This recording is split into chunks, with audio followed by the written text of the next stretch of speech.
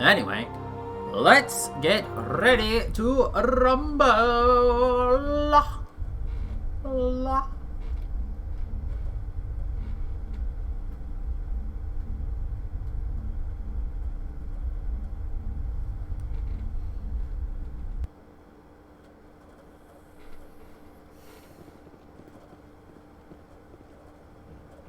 Oh, not the Presidium. We're leaving.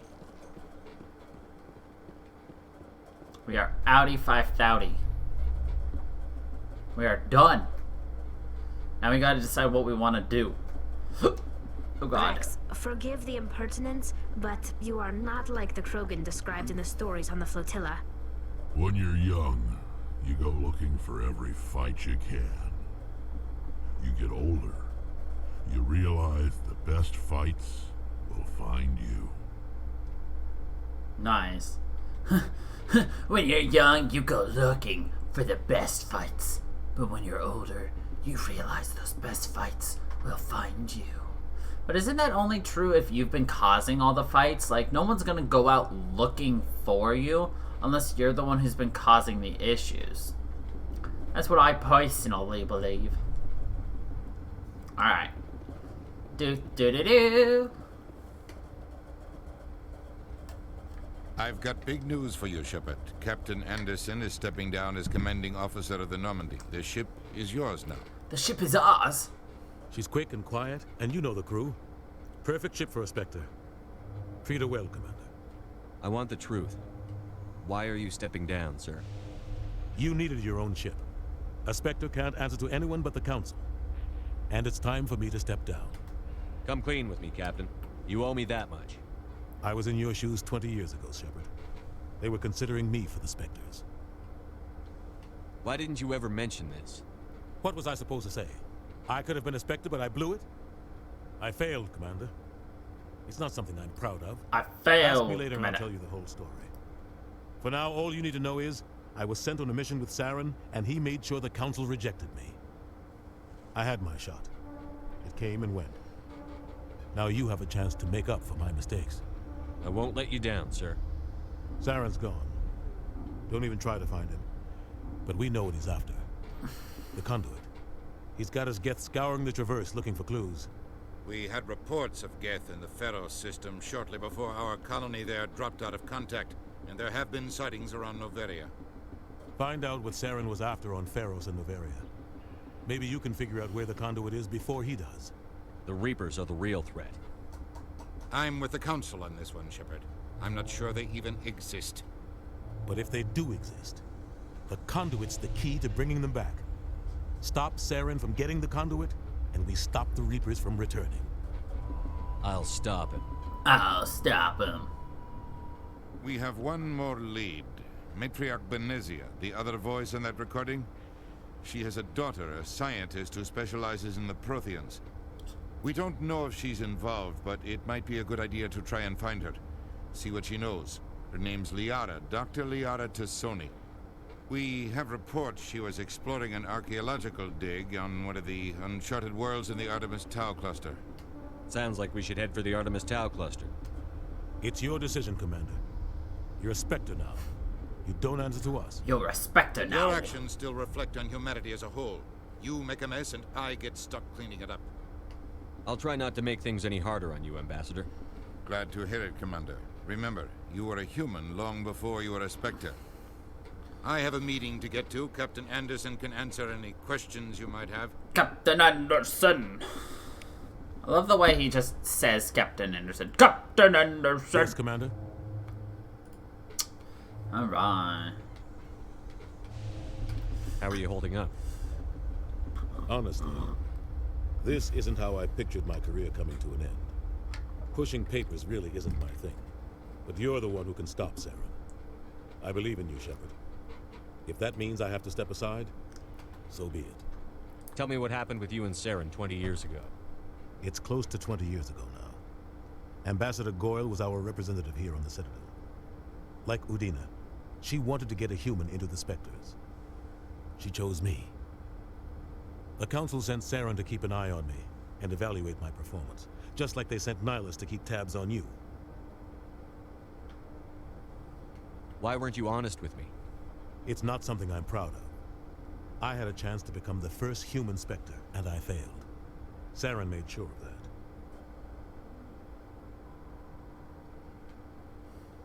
I think I deserve the whole story. We The had whole intel on a story. rogue scientist being funded by Batarian interests. He was trying to set up a facility to develop illegal AI technology out in the Verge. Alliance intel had done all the work, but the Council wanted a Spectre involved. We compromised. I was assigned to help Saren in his investigation. We tracked the scientist to a refining facility on Kamala. He was hidden away somewhere inside, protected by an army of Batarian mercenaries. The plan was simple. Sneak into the plant, capture the scientist, sneak back out. Quick, quiet, and a minimum of bloodshed. I'm guessing things didn't go as planned. Saren and I split up to cover more ground. Then about halfway through the mission, there was a massive explosion in the refinery core. Officially, it was ruled an accident, but I think Saren detonated it on purpose to draw off the enemy guards. How many casualties? The explosion tore the refinery to shreds. The whole place was on fire. Black chemical clouds poured out into the atmosphere. Nobody inside survived. There was a camp for the workers and their families nearby. Between the fires and the toxic fumes, the final death count was over 500. Mostly civilians. Saren didn't care. The target was eliminated. Mission accomplished. And I ended up taking the blame. That ended all talk of me joining the Spectres. Saren caused the explosion. How'd he pin it on you? In his report, Saren accused me of blowing his cover. He said it was my fault the guards were ready for us. He claimed that's why it turned into a massacre. Saren's report was all the proof the Council needed to kill my chances of becoming a Spectre. Don't blame yourself, Captain. I don't. I blame Saren. I think he wanted things to go bad. He was looking for an excuse to blow that refinery. Maybe he just likes the violence. Maybe he was just trying to make me look bad to keep humans out of the Spectres. If so, he pulled it off. Why'd you let him get away with it? Who do you think the Council was going to listen to? Me? Or their best agent? I had a bad feeling about him right from the start. I should have been more careful. Maybe I could have stopped things before they got out of hand. Don't blame yourself, Captain. I don't. Don't blame yourself, Maybe Captain. he just likes the violence. Maybe he was The only just thing trying- I care about is stopping You're Saren. right, Commander. It's no good living in the past. Let's see. Baines. What do you know about Armiston Baines? Where did you hear that name? Never mind, I don't want to know. Baines is dead. Has been for quite some time. The people I spoke with seemed to think he was still alive. It's not common knowledge. Military is keeping it under He wraps. seemed quite mad that we knew about Baines was Baines. doing some high-level work for the Alliance. Stuff even I wasn't aware of. How did you know that? One day he Doesn't turns matter. up dead on a drifting scout ship. Everyone suspects it was foul play, but it was never officially investigated. What can you tell me about the ship? I don't know much about it. You should talk to Admiral Kahoku. One of his crews discovered Baines' body. I spoke to Kahoku. He never brought it up. You should mention Baines the next time you see him. Is there anything else, Commander? I should go. I'll be here. if you need me. I should go. Gosh dang it. Now we have to go talk to Baines. What, Rex? A private docking bay. Wonder how much the Alliance had to shell out for this. Alright, well. To Baines! We're trying to get as much done in... Oh, cool, we got the elevator glitch. Nice. Not that hard to glitch out of BioWare game, though. Coming up in a report later today, Emily Wong investigates corruption. Hello, Cornelicus. How you doing? Uncovers a full-blown crime syndicate.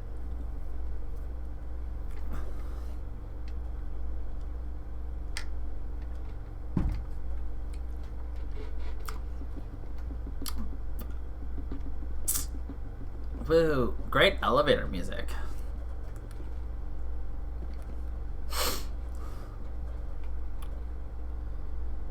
It's always sad when these long elevator rides that are actually just loading screens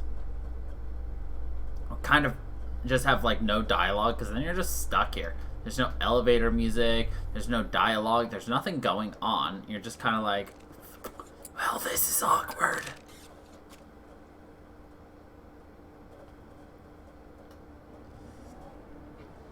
You know what I mean.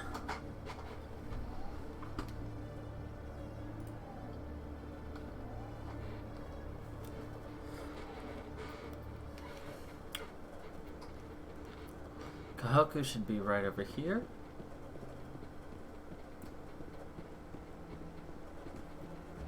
No, I'm waiting to speak. Commander, any luck finding my recon group? Captain Anderson said you had information on Baines. Not as much as I'd like to. One of my crews found him, frozen stiff on board a derelict vessel. The missing recon group? The one I sent you to find? They were scouting the system we found Baines' ship in. You should have mentioned this earlier, Admiral. Baines is already dead. It's too late for him. Please, Shepard. I'm counting. Cool.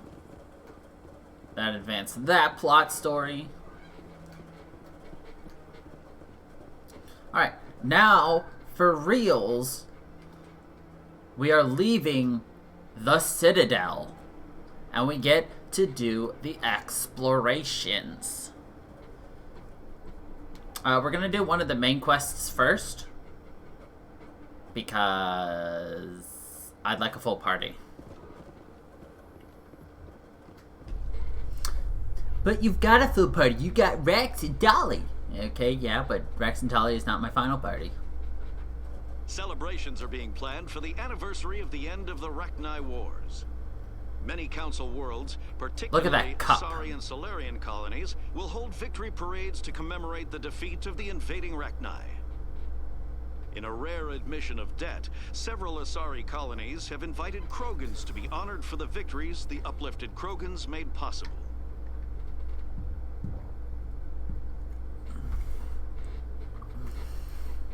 It's just so awkward. Like, it's specifically developed and, like, put aside on the armor. Just the cup. Like, awkward. Anyway, let's go visit the best side character in the world. Joker.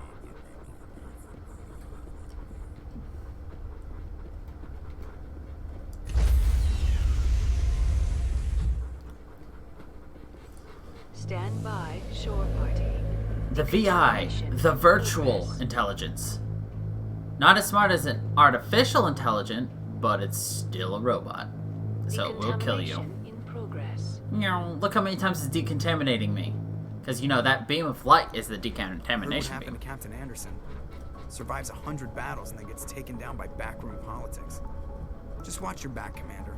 Things go bad on this mission, you're next on their chopping block. Captain Anderson should be the one in charge. It's like I'm stealing the ship from him. Yeah, the captain got screwed. But it's not like you could have stopped it. Nobody's blaming you.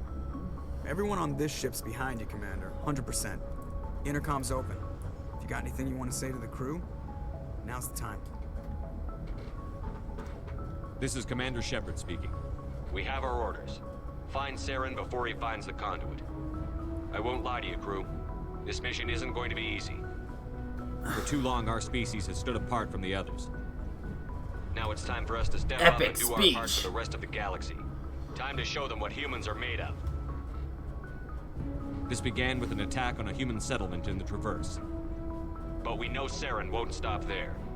His Geth armies aren't going to stay on the far fringes of Citadel space. Our enemy knows we're coming. When we go into the Traverse, Saren's followers will be waiting for us. But we'll be ready for them, too. Humanity needs to do this. Not just for our own sake, but for the sake of every other species in Citadel space. Why is Ashley Saren surrounded must be by stopped. two of the aliens? And I promise you She's all, a xenophobe. We will stop him. Well said, Commander. Captain will be proud. The captain gave up everything so I could have this chance. We can't fail. Yes, sir. There's only one xenophobe who's more of a xenophobe than Ashley.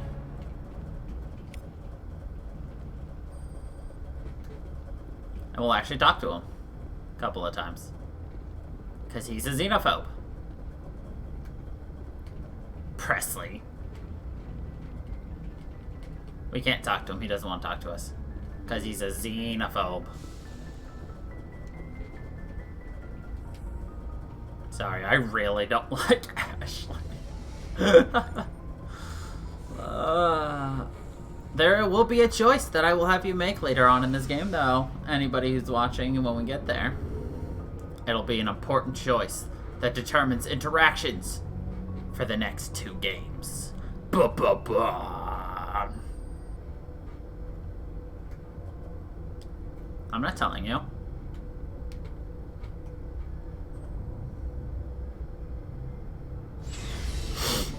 You'll have to wait until we get there.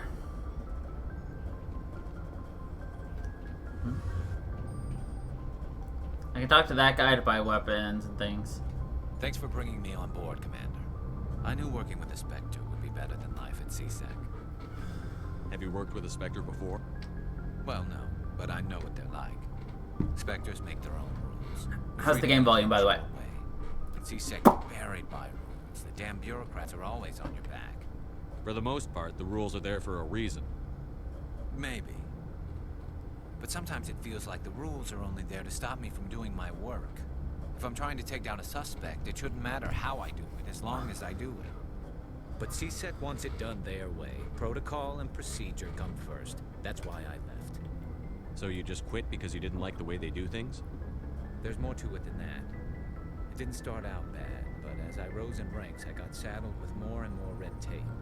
CSEC's handling of Saren was typical. I just couldn't take it anymore. I hate leaving. I hope you made the right choice. I'd hate for you to regret it later. Well, that's sort of why I teamed up with you. It's a chance for me to get off the Citadel, see how things are done outside CSEC. Either way, I plan to make the most of this. And without CSEC headquarters looking over my shoulder, well, maybe I can get the job done my way for a change. If getting the job done means endangering innocent people, then no. We get the job done right, not fast. Got it? I wasn't trying to. I understand, Commander. I wasn't trying to... Okay. What I really enjoy... No, I'm not talking to you. What I really enjoy is that BioWare actually takes the time to give the characters backstory. They give them everything. Like, the characters are interesting. You want to get to know them. Hey, Commander, you know that Quarian Tally? She's been spending all her time down here asking me about our engines. I'll tell her to leave you alone. What? No, she's amazing. I wish my guys were half as smart as she is. Give her a month on board and she'll know more about our engines than I do. She's got a real knack for technology, that one. I can see why you wanted her to come along. I figured she'd be a real asset to the team. You got an eye for talent, Commander. But I'm guessing that's not why you came down here. Nope. Carry on, Adam. Aye, aye, Commander. Your ship's amazing, Shepard. I've never seen a drive core like this before. I can't believe you were able to fit it into a ship this small. I'm starting to understand why you humans have been so successful. I had no idea Alliance vessels were so advanced. The Normandy's a prototype. Cutting-edge technology. A month ago, I was patching a makeshift fuel line into a converted tug ship in the flotilla. Now, I'm sitting on board one of the most advanced vessels in Citadel space. I have to thank you again for bringing me along. Traveling on a vessel like this is a dream come true for me. I had no idea you found ship technology so interesting. It comes with being a Quarian. The migrant fleet is the key to the survival of my people. I think I really like the Quarians because I'm also slightly a technophile, like all of them. We don't have anything like this. We make do with cast-offs and second-hand equipment. They're smart people. They're not like... Some of the fleet's larger vessels date all the way back to our original flight from the Geth. I can't believe your fleet's still using ships that are 3 centuries old. They're constantly being repaired, modified, and refitted. They aren't pretty, but they work. Mostly. We've tried to make ourselves as independent as possible on the flotilla. Grow our own food, mine, and process our own fuel. But some things we just can't make on our own. A patch to maintain the hull integrity requires raw materials we just don't have. That's why our pilgrimages are so important. I should go. See you later. I should go.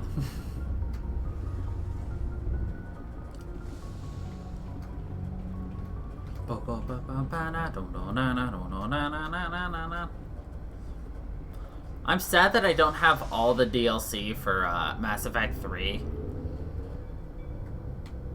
Though, my ex at the time, she was also super into this game. And she bought all the DLC. Half of it she bought on my account, and then she was just like, why am I buying it on your account? And then she bought it all on her account.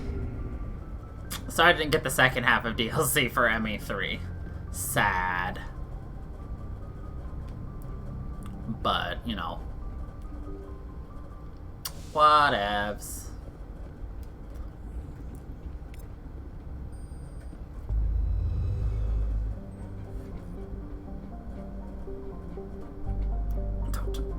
I love this theme of when we're here.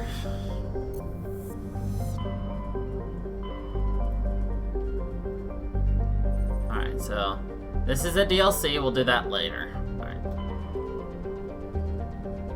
So we have 2, 4, 6, 8, 10, 11. Oh, which one's she in? Gnosis, Sparta, Macedon, and Athens. Alright. She's on one of these galaxies. I'd prefer to do it the first time. Somewhere in Artemis Tau. Wonderful. Well, now you're gonna figure out why this game takes forever if you're just doing everything.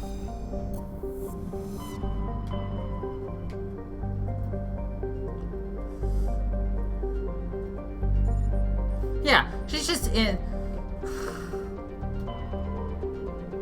So, like, here's the really fun thing. Here's where the Citadel is. This is the Milky Way, by the way.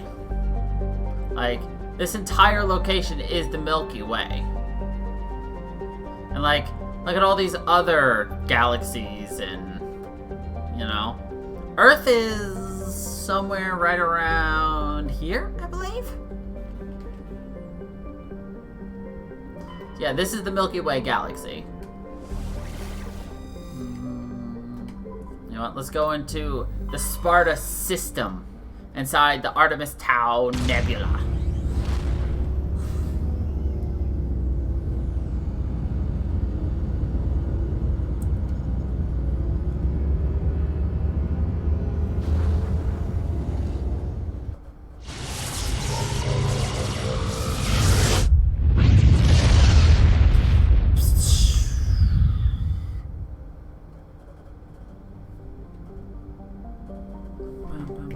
Treminaire.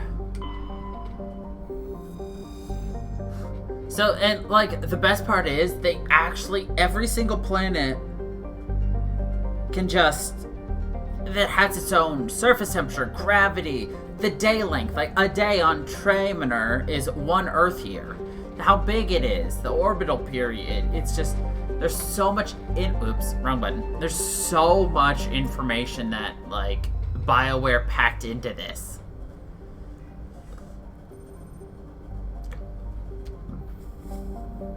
It is literally insane.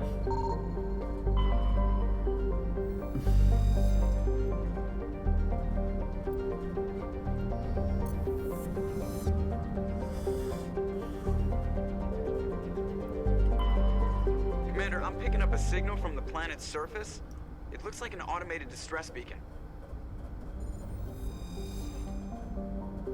Okay, so the really fun thing is each system has a planet you can explore. And more. It also has a couple of optional things that's occasionally located within, like, asteroid belts. Doesn't look like there's one here. You can also, like... there's more yeah, you can survey some things to find, like, gas.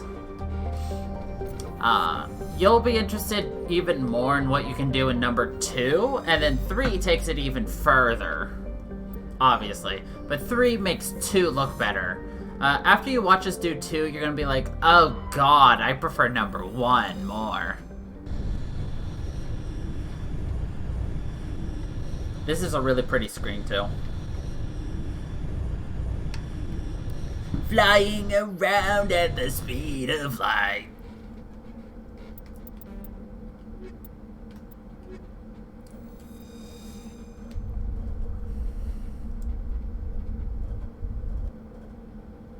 Now, 3 is definitely much better than 2, in terms of the space exploration. And here comes one of the controversial things. The Mako. People love to hate it. And I hate to love it.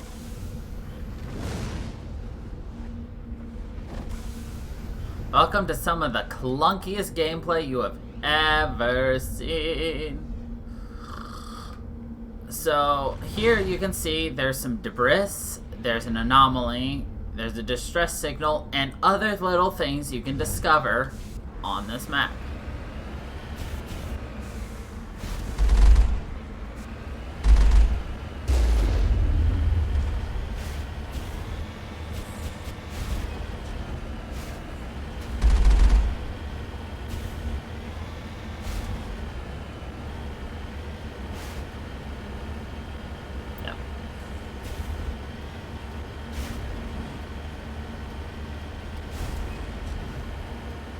Also, here you will see the Mako is actually a metal horse from Skyrim. Because we can go up near vertical surfaces. Why? Because fuck you.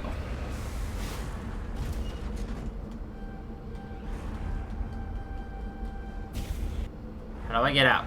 How do I get out?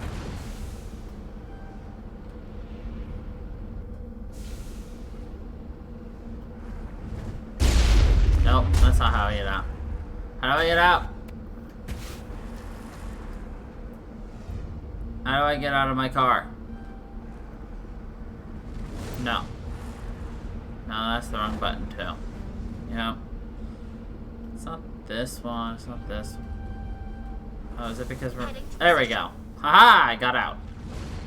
I smell trouble. No, that was me, Tali. My bad. Negative contacts, Commander. I smell trouble. Heading out? The joke I'm making is that Skyrim horses can basically climb near vertical mountains. Like, as long as it has the slightest of slopes, it can basically go straight up.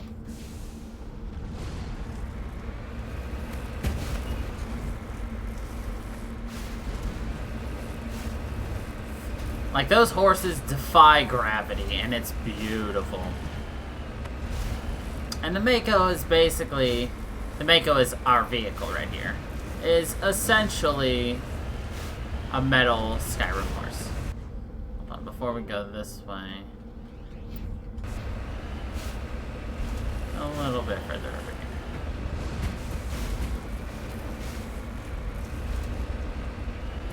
So in order to 100% the game, you'll need to actually, like, explore every map. Like, 100%. We're not going to 100% explore, but we'll do a little bit of exploring, you know. Just until we all get really fucking sick of this game. Which is absolutely possible of happening.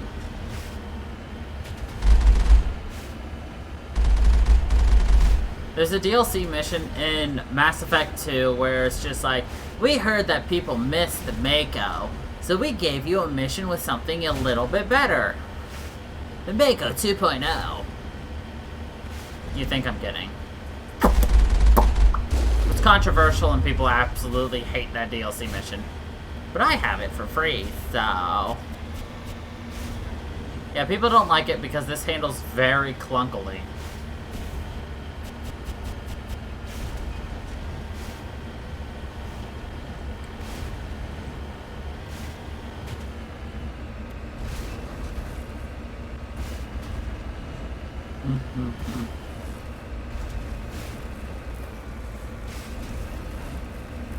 Like, I'm barely moving the mouse, and like, we're kind of just bumping, jumping, and grinding all over the place.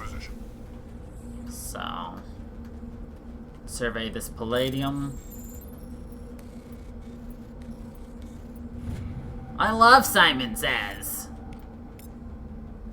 Oh god. I thought, like, the map marker spawned in us, and then we would have been stuck. And then we would have cried. But not really. Commander Shepard doesn't cry. Alright, anyway, on board. To the mission! There is an achievement in this game for getting to, like, max level. Still haven't done that.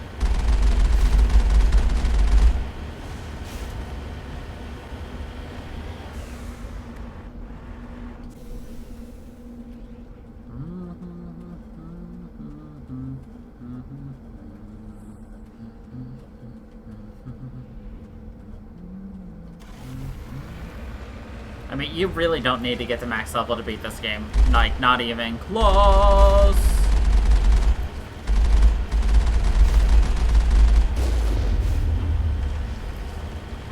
Okay.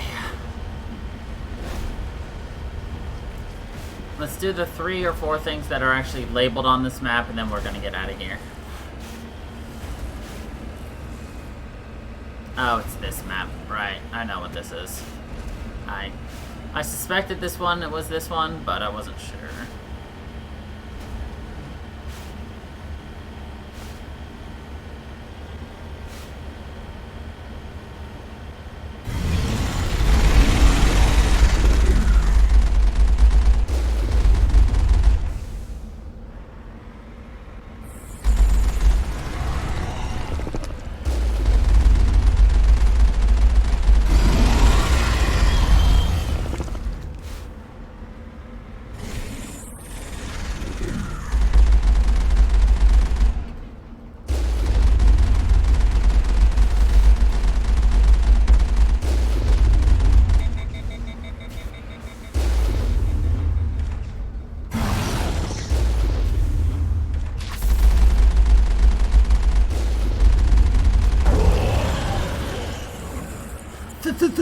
Thresher Maw!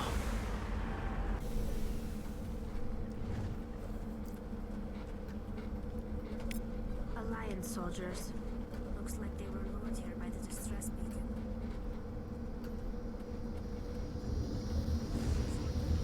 We're under Admiral Coleman's command. He wanted to know what happened here.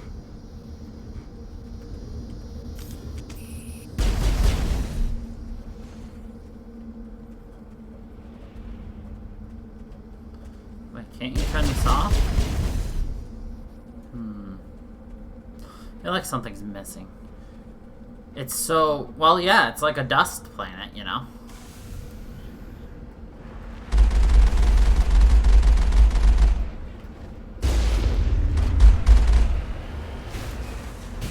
No, there's really nothing to do with it. So, let's go here.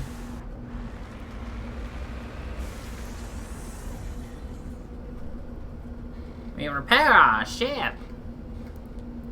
'Cause ship repairs are important. I really wish we had like a boost. That would make things a lot better. Like, just zoom. But we don't have zoom. Instead we go zoom upwards, not horizontal words. Diagonal would still be better than vertical words. But no. We go vertical, not horizontal, not diagonal. Closest thing we get is if our vehicle gets kind of angled, and then we can go zoom. But still, it's still more vertical than, you know, diagonal or horizontal or.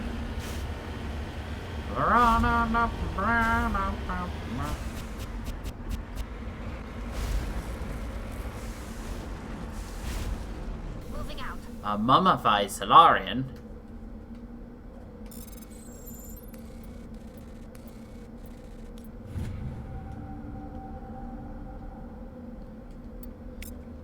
Poor Captain Mylar.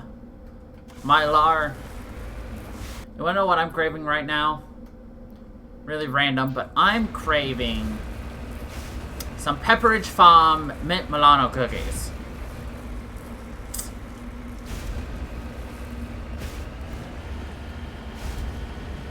That's what I'm craving.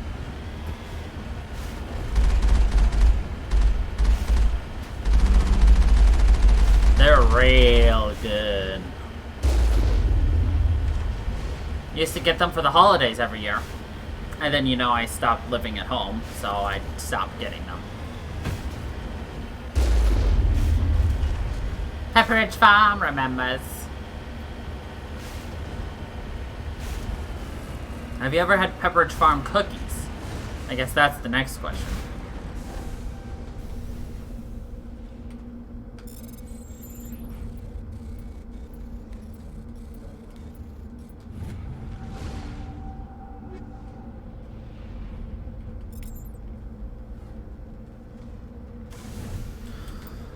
Alright, well, that's one planet done. Or one, system done. And this nebula. Would you call that a nebula?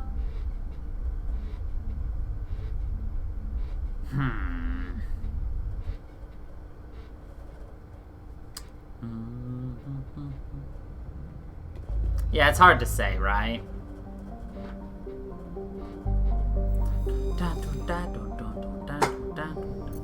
Alright, we're done with Sparta. Time to go to Macedon.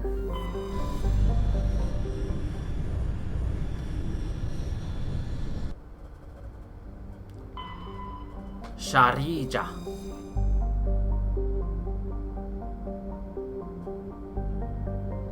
Alright, we found our landing planet. So we'll go to that in a minute. Orbital period, 21.0 Earth years. Day length, 45 Earth hours. Could you imagine if your day was essentially doubled?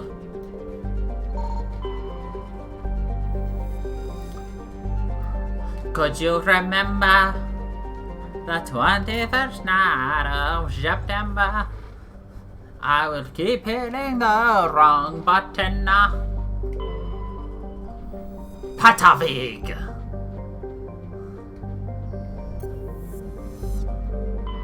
Yeah, but think how much longer I could stream if we had an 8-hour work day, and then you had, 40 more hours outside of that to do whatever you wanted. I could be streaming 16 hours a day.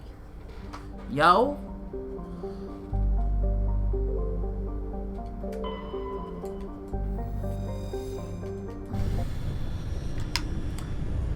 And then I'd still have 16 hours to sleep.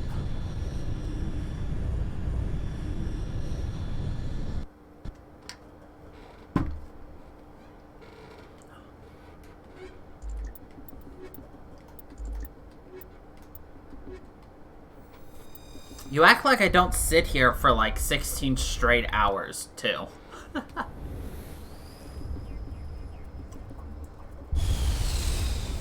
I think this is the planet we were looking for. We will know if there's lots of explosions and lava. This is not the planet we were looking for. Dang it. That's okay. We've got a stronghold, we've got an anomaly, and we've got some debris. So we'll go to the debris first. So, as you can see, we have a level 1 hazard advisory right here. That means that if we leave our Mako, we will constantly be taking damage. I think. I don't know. I don't really pay attention to the hazards, other than the fact that I know I shouldn't be out for very long. I think you have like a 5-minute timer before you start taking damage, or you just die. I don't know. You're never really out for a very long period of time. Not when you got the Mako here. You just kind of run over things and then kind of go and die. You know what I mean?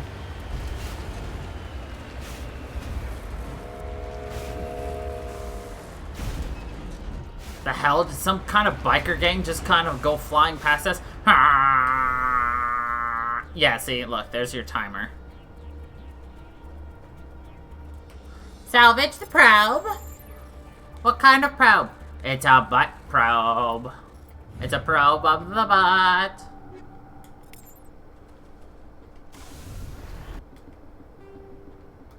We'll do the stronghold last. Let's go to the anomaly.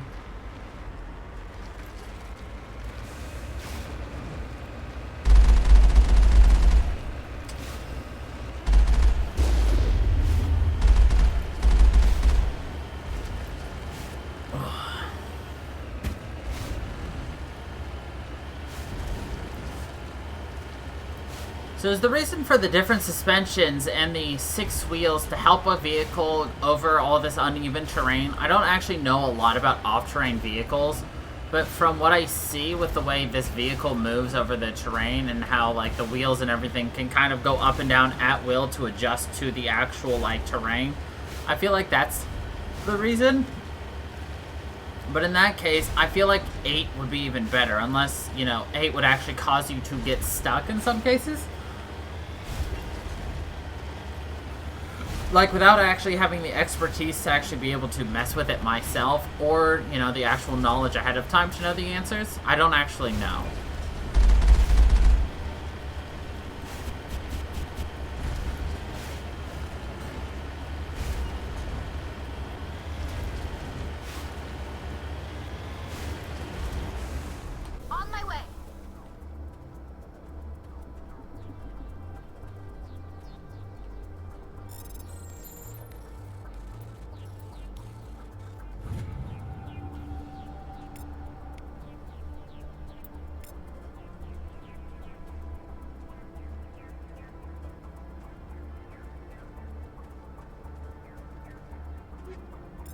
Yeah, I saw that, so I was just like, I gotta grab it. No point in getting in the vehicle just to move a little bit and then get out of the vehicle. I can just run. I'm not that lazy. Just like my reasoning for why I get out of the car instead of doing drive-thru at the fast food station. Why would I sit in my car and get fast food when I could just get out of my car and get fast food? Granted, another reason for that was because the driver's side window cannot go down in my old car. I think that's the other main reason.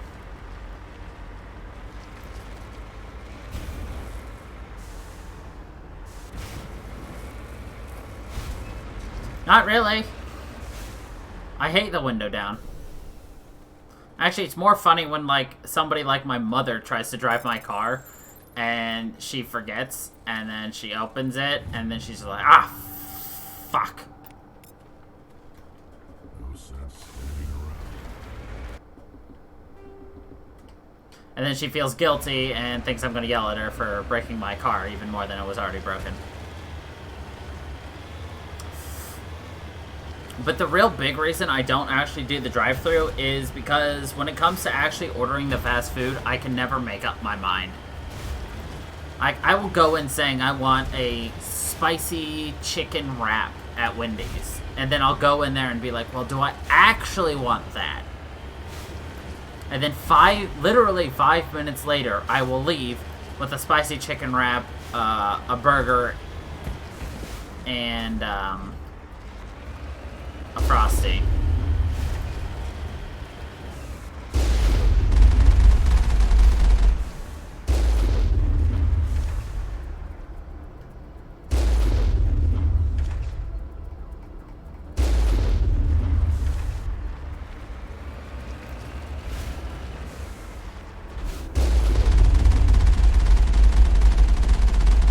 Pirates! Arrgh.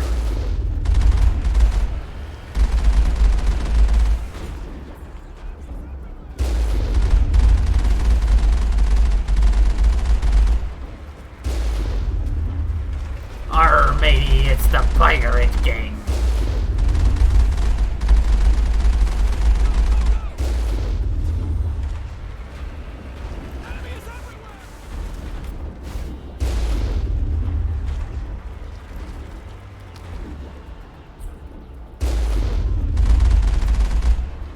Arr, we took out all the pirates.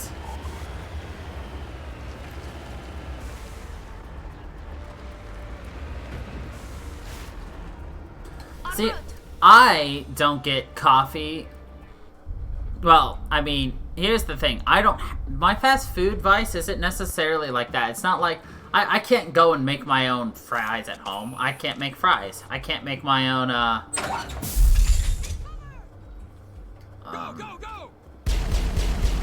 can't make my own burgers. I don't have good stuff to make burgers, you know? So I'm more like, you know. Also, I don't buy fast food because, not fast food. I don't buy, coffee because it's like, I'm not spending $5 for a cup of coffee that I can make for 50 cents. Also, it tastes better.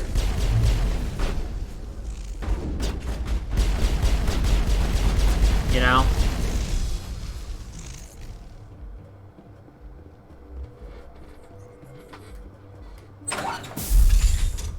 You act like I know how to use the air fryer. You also act like I want to spend more than like 50 cents on a meal.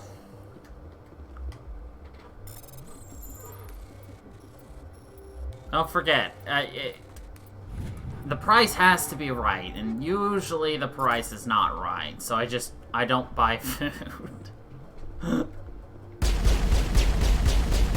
I don't buy good food, I should say.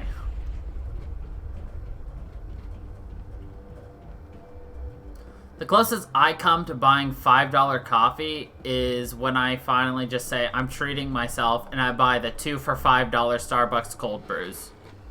That's about it. And the only time I've actually ever had Starbucks coffee is when I was using some My mom gave me a couple of Starbucks gift cards. Only time I've had Starbucks.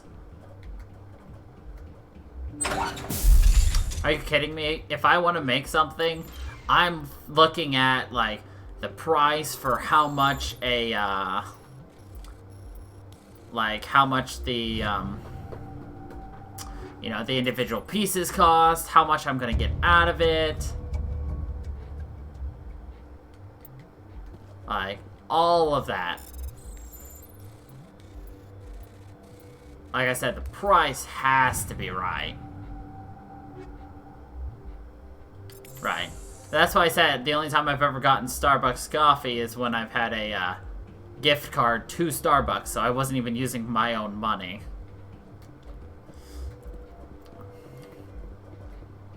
There's a Starbucks inside of my Kroger.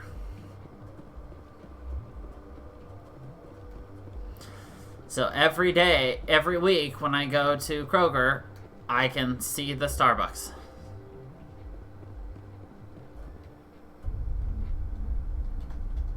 You're just talking about a regular cup of coffee, though.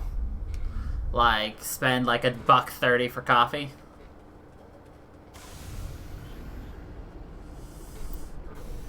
Not really tempting.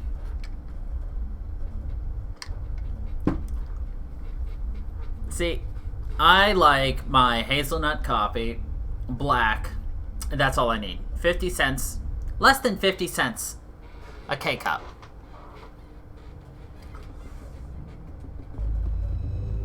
Pop that thing into my Keurig, hit that water. That's all I need. Let's go to Gnosis. Actually, wait, no. I think Gnosis is where Liara is. So we're going to Athens. The smartest of the Grecian states. Oh god. That sounded like a demon coming out.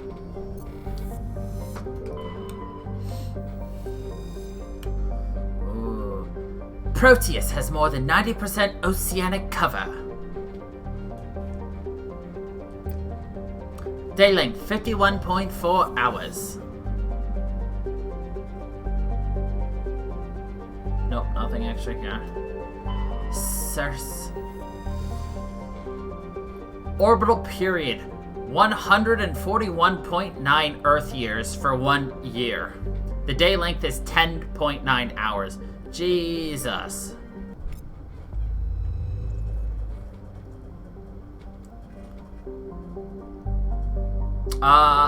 I drink the specific K-cup I do because it's the only one I've found that I actually like black. That's simply the only reason. It's the only one I can drink black.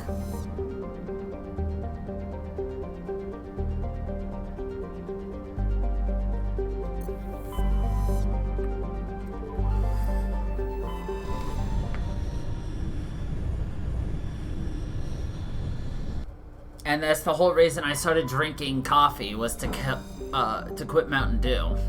To try to get that extra sugar out of me. So, obviously, I wanted to find a coffee I could drink without having creamer or anything. Yes. This is the one we want.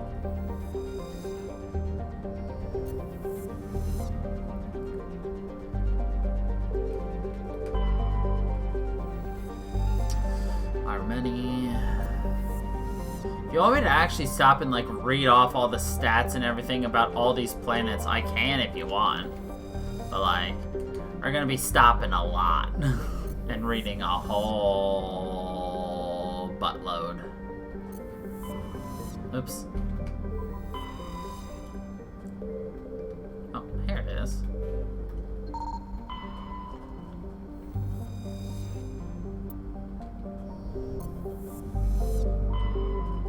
No, it wasn't Zachros, it was Therum.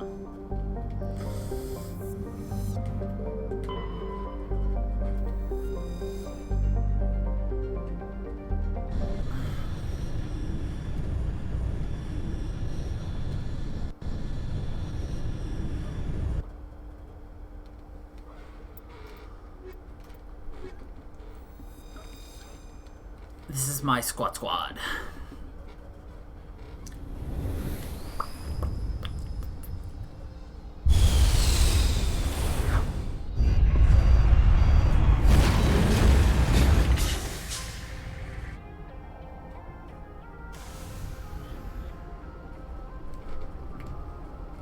I'm picking up some... So this one is a straight shot, because, well, yeah. Strange readings? Really strange, like off the damn charts. It looks like it's coming from an underground complex a few clicks away from the drop zone.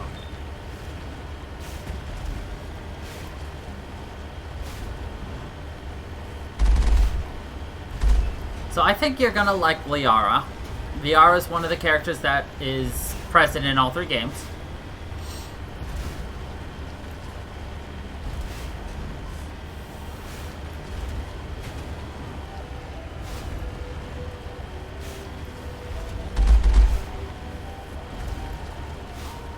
She is the, she's the go-to easy lay for everybody. Male or female. Because obviously she is an Asari, so she just sleeps with whoever she wants. Because that's how the Asaris are. There are no male Asaris.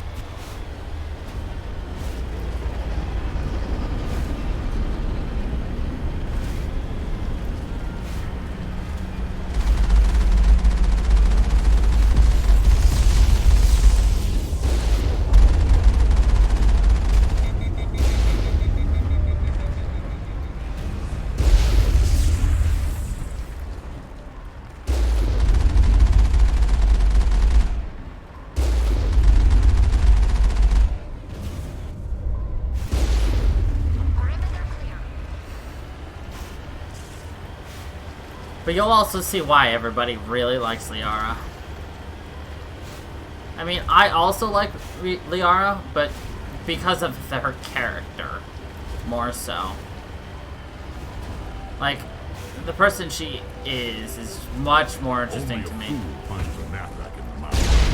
Sure to sneak around and pull its tail.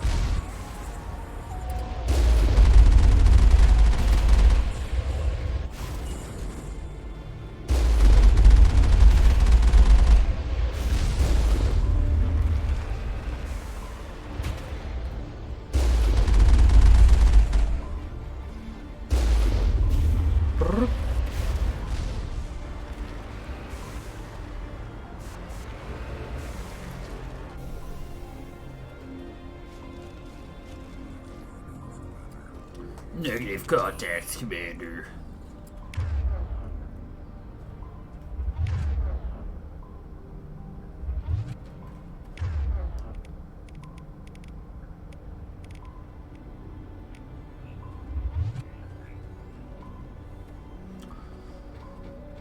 Going in the butt way, ba da da da da da. Going in the butt way, ba da da da da da. That means the back door.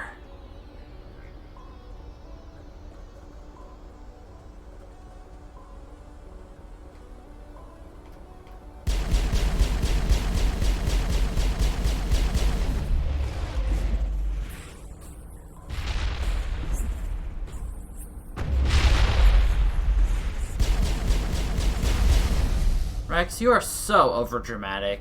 Look, just because you walked face first into a goddamn rocket doesn't mean you can moan and groan like a baby. Pretty.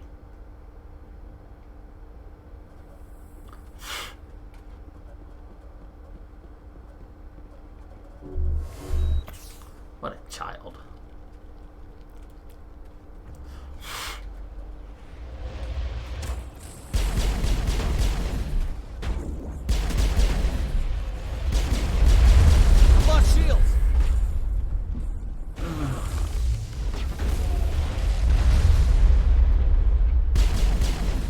Normally you're supposed to go in and do this with, you know, your rocket, with your Mako, but like, boo that. Why do that when I can just face punch them all with my, like, end game weaponry that I shouldn't have until the end game?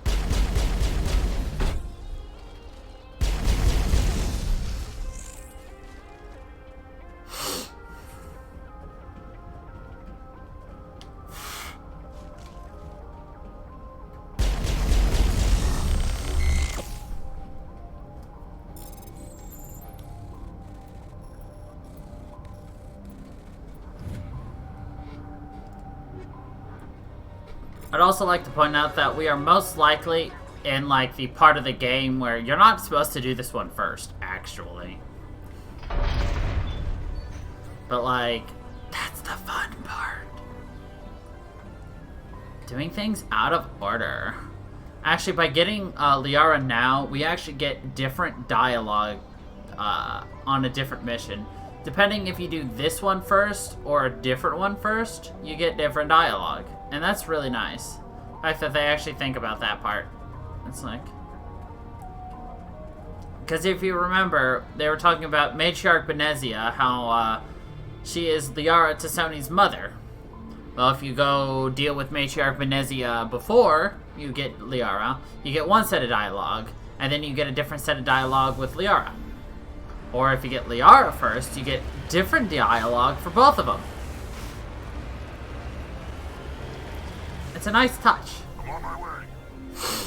You know? It's like they're ready for either possibility.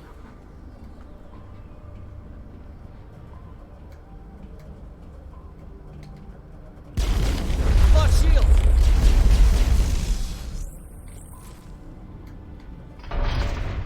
Area secured.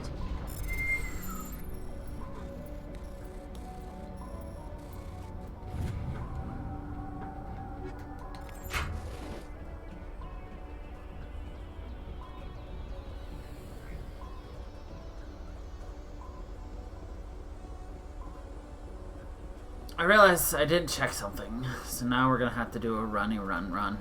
That's okay though. We're in no hurry here. Mondays, we're kind of gonna be chilling here for a few years. With just Mass Effect stuff. Like, oh boy!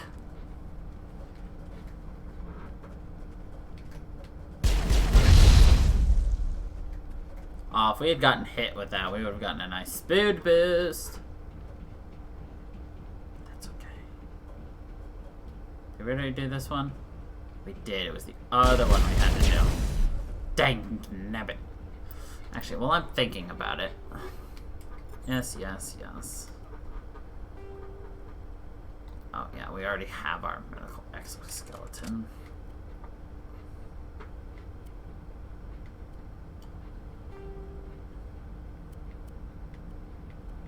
Let's get a better combat. Let's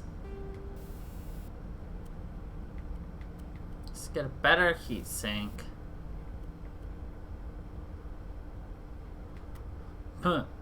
Better toxic grounds.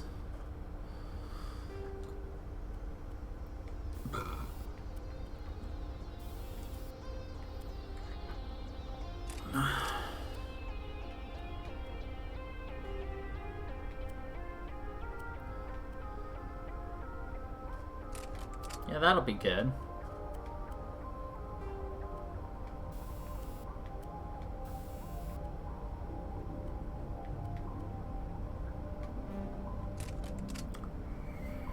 Perfect.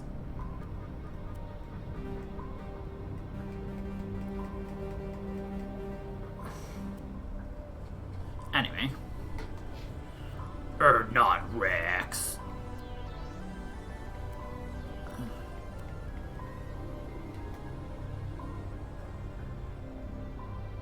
Nah, we don't care about not Rex.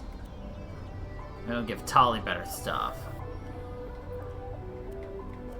Tali has the better stuff.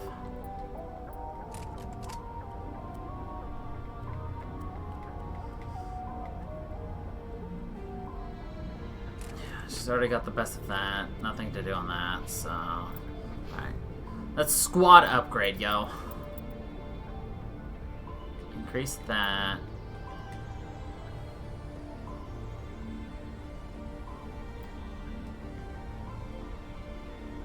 Perfect. Rax, we don't really care about Rax, but no, undo.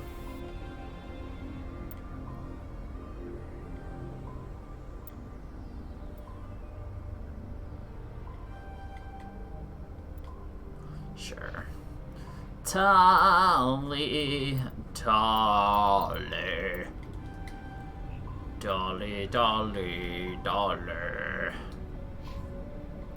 Now Rex can get a better shield so he doesn't die so fast.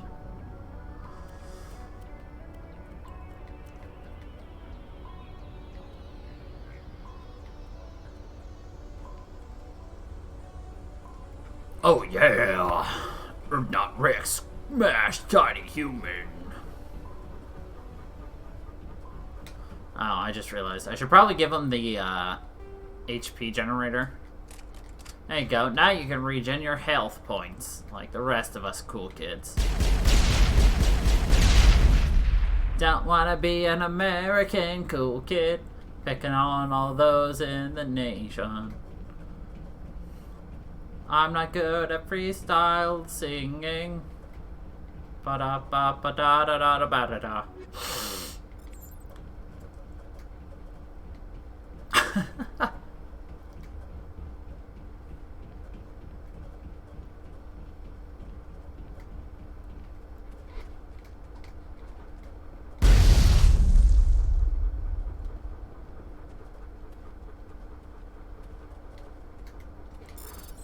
We spent way too long in this campsite. Granted, most of that was because we decided to just start doing things. The blue bars, those are their shields. So Tully has the most shields, Rex has the second most, and then we have the least amount of shields. 50 degrees hotter.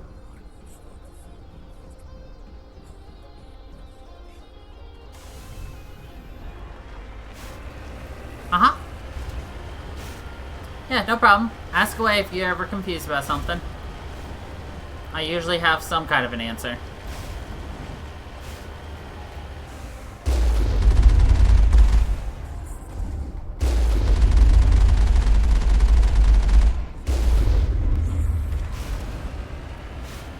Plus one. Metagel.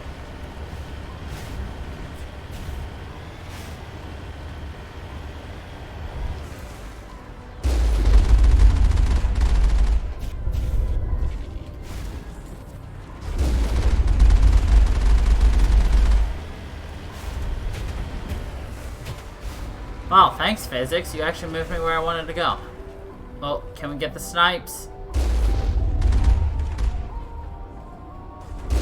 Aha! Sniped, bitch! Oh, we killed something else.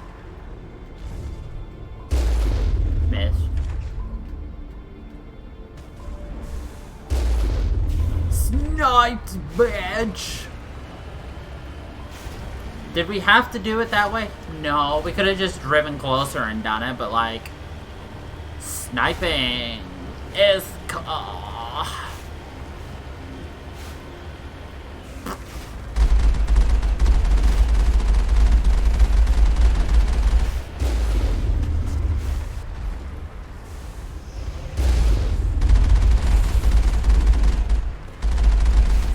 It's a Colossus gift.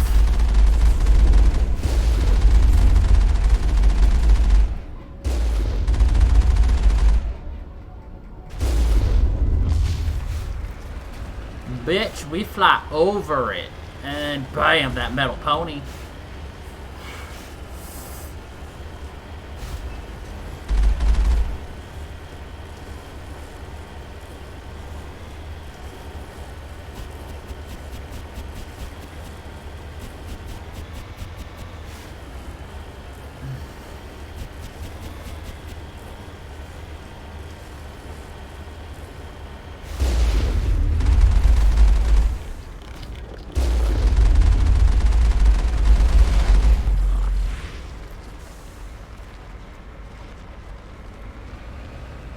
Mako does not handle well. I will just flat out say that.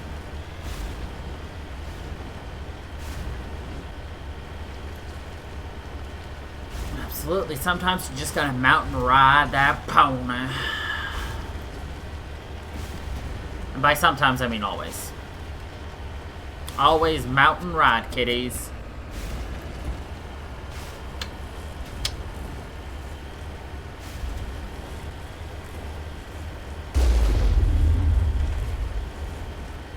Doink. Oink a boink doink doink.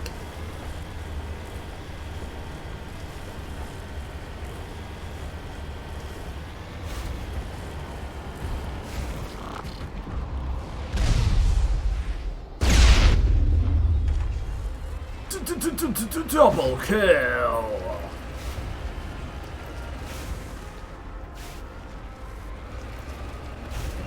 Come on, game. It is possible to get your car through here. I've done it once in 2012. Or was it 2011?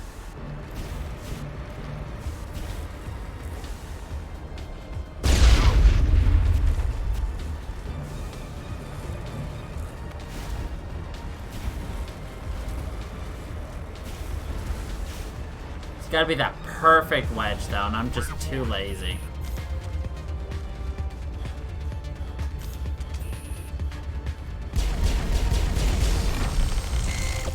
But like I said, we're kind of overpowered here. Also, this game has really bad auto-aim.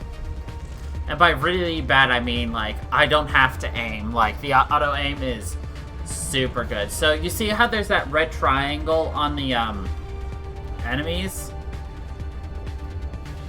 As long as that red triangle is red, the game's aiming for it. Like, okay, see, it's red. Shield. We were shooting it.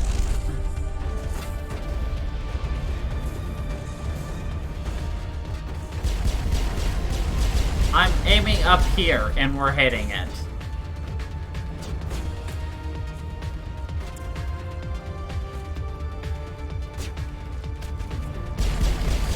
We were shooting over here and we hit it.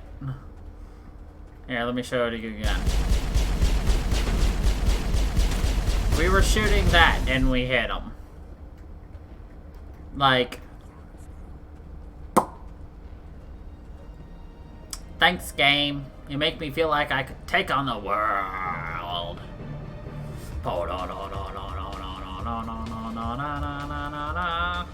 Now we get to fight Metal Snake. I mean, Metal Geth. Liquid Metal Geth.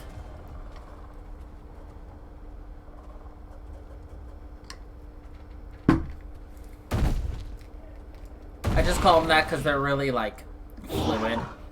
They're just like, oh yeah.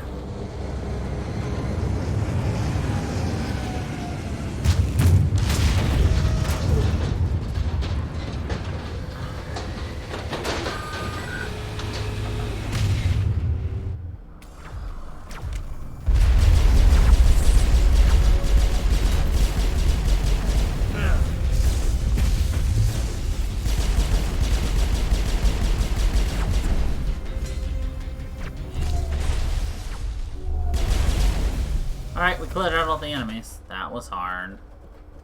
Oh my god. That was so difficult. Anyway.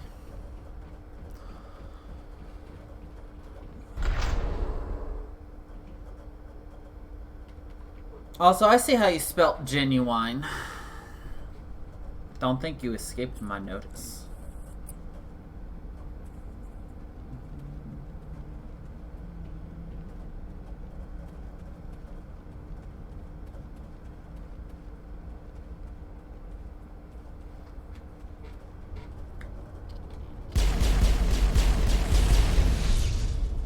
Once again, we're not aiming at the enemy.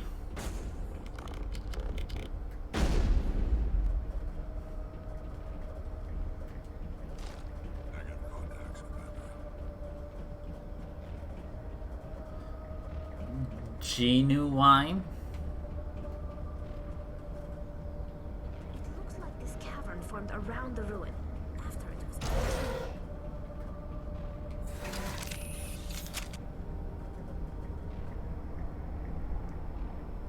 G-E-N.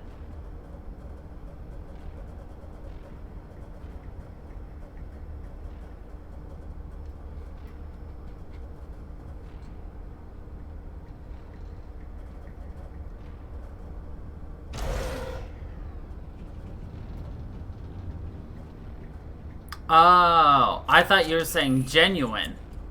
See? I thought you were saying, I'm going for genuine lyrics. That's why I was confused.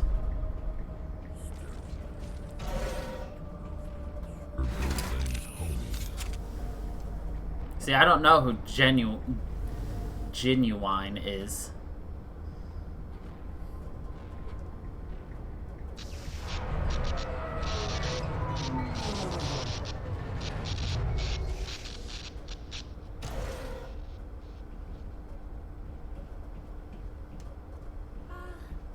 Hello?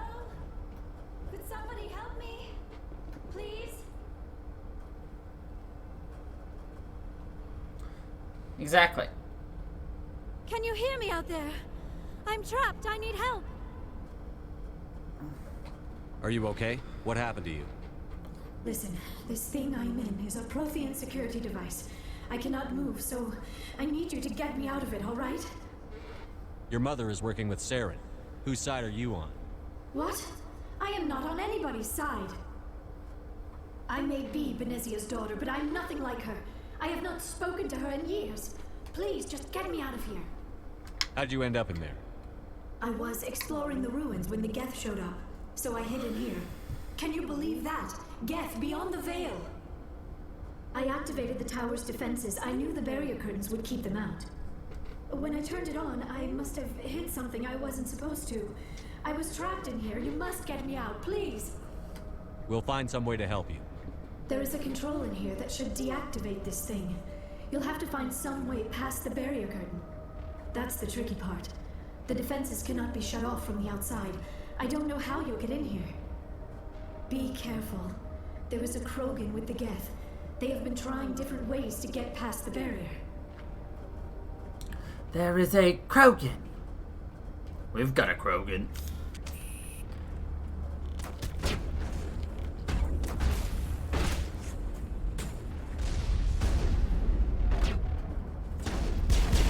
Yeah, I was just trying to tease you anyway, Emotive. Since you have a tendency to accidentally hit the wrong letter, that's all. I didn't realize that was the artist's actual, like, moniker.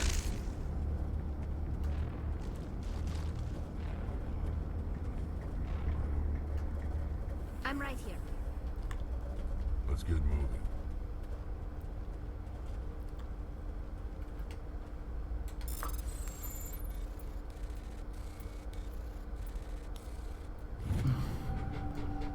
Truly, like, when I first played this game, I failed every single one of the Simon Says things, because it's like, I don't know if it got updated over the years, or I'm just much faster when it comes to reflexes of hitting the buttons, but I was failing them left and right because I wasn't hitting them fast enough.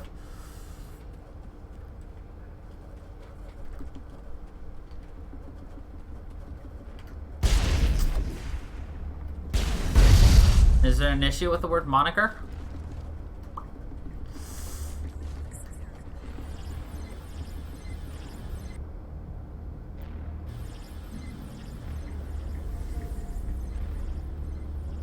I wonder if there's a way to actually learn the code for this.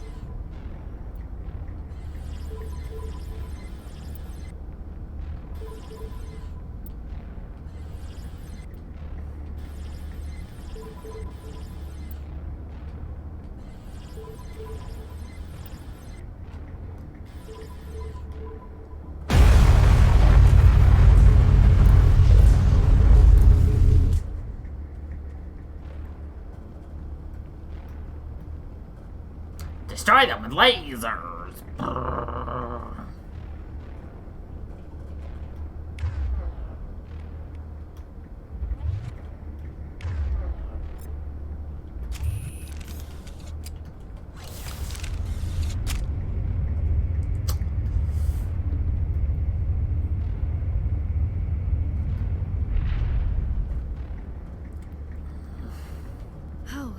How did you get in here? I didn't think there was any way past the barrier. We blasted through with the mining laser. Of course. Yes, that makes sense. Please, get me out of here before more Geth arrive. That button over there should shut down this containment field.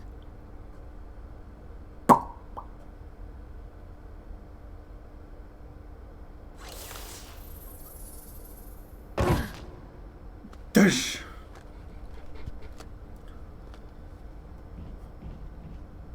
Any idea how we get out of this place?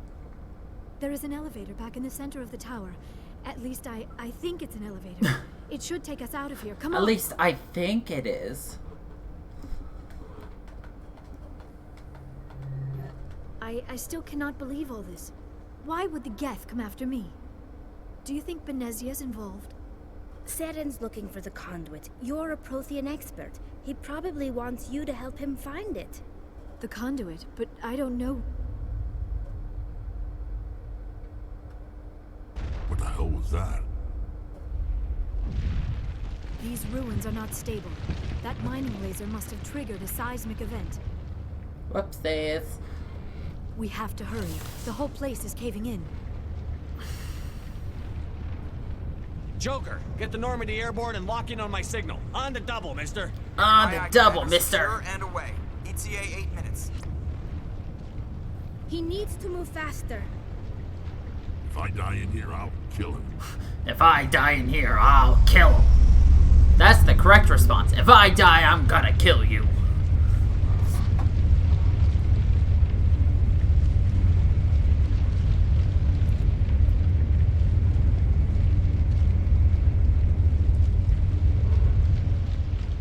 Why haunt somebody when you can just kill them?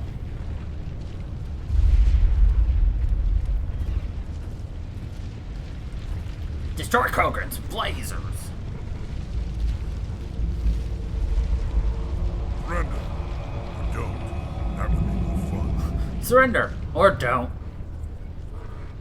In case you didn't notice, this place is falling apart. Exhilarating, isn't it? Thanks for getting rid of those energy fields for us. Hand the doctor over. Whatever it is you want, you are not getting it from me. She'll stay with us, thanks. Not an option. Saren wants her, and he always gets what he wants. Kill him. Spare the Asari if you can. If not, doesn't matter. If not, doesn't matter. So there's an achievement for killing X amount of enemies with a shotgun. Apparently I've never done that.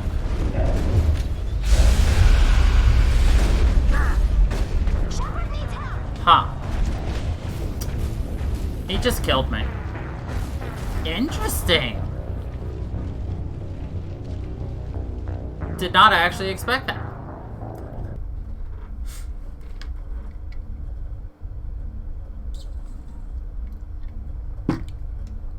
Actually, I kind of did. It's really easy to die there if you're dumb.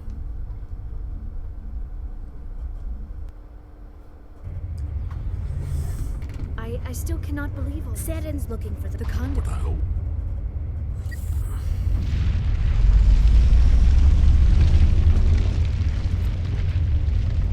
Anyway, we can fly through the dialogue much faster.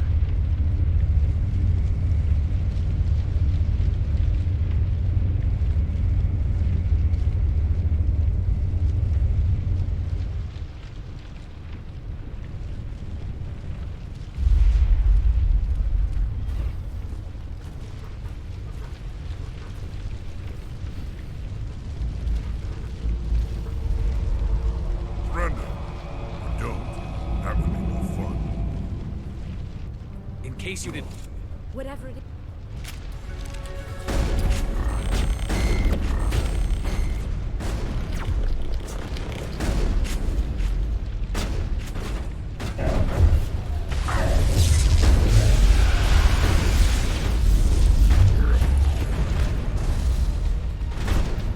Roham over here fell over.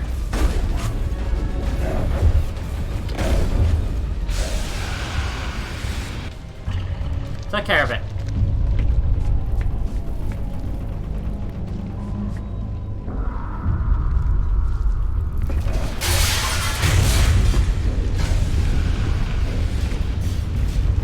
This suddenly got super loud.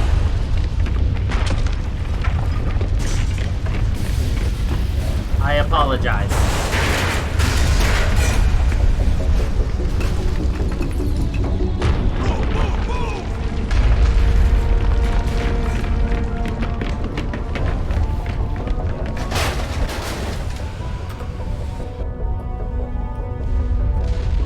I forgot that this level only did that.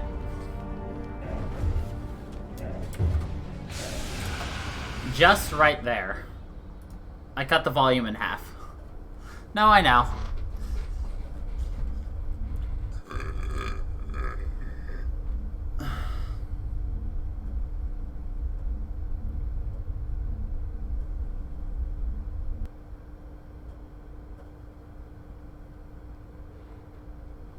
Too close, Commander. 10 more seconds we would have been swimming in molten sulfur.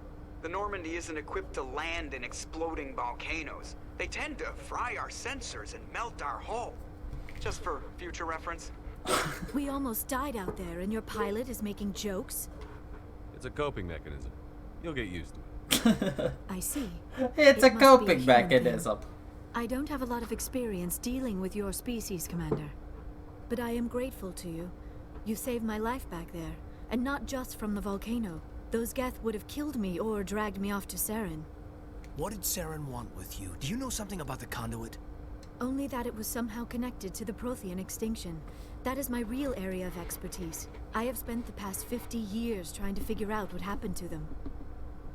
How old are you exactly? I hate to admit it, but I am only 106. I'm only 106. I hope I look that good when I'm your age. A century may seem like a long time to a short-lived species like yours, but among the Asari, I am barely considered more than a child. That is why my research consider has not that received the 106 years old, and because she's of a my child. Other Asari scholars tend to dismiss my theories on what happened to the Protheans. I've got my own theory on why the Protheans disappeared. With all due respect, Commander, I have heard every theory out there. The problem is finding evidence to support them. The Protheans left remarkably little behind. It is almost as if someone did not want the mystery solved. It is like someone came along after the Protheans were gone and cleansed the galaxy of clues. But here is the incredible part. According to my findings, the Protheans were not the first galactic civilization to mysteriously vanish. This cycle began long before them. Where'd you come up with this theory? I thought there wasn't any evidence. I have been working on this for 50 years. I have tracked down every scrap and shred of evidence.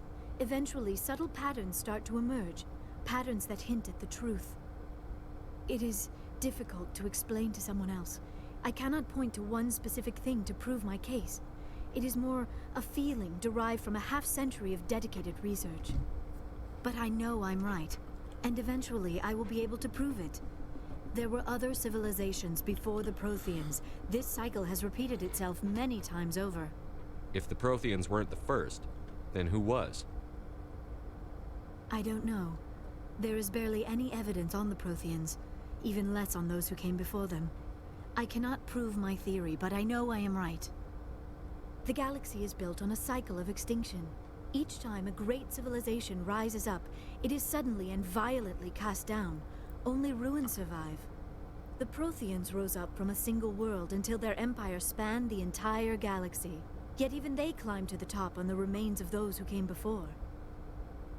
Their greatest achievements, the mass relays and the Citadel, are based on the technology of those who came before them.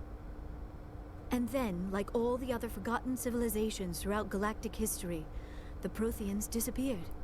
I have dedicated my life to figuring out why. They were wiped out by a race of sentient machines. The Reapers. The Reapers? But I have never heard of. How do you know this? What evidence do you have? There was a damaged Prothean beacon on Eden Prime. It burned a vision into my brain. I'm still trying to sort out what it all means. Visions? Yes, that makes sense. The beacons were designed to transmit information directly into the mind of the user. Finding one that still works is extremely rare. No wonder the Geth attacked Eden Prime. The chance to acquire a working beacon, even a badly damaged one, is worth almost any risk. But the beacons were only programmed to interact with Prothean physiology. Whatever information you received would have been confused, unclear.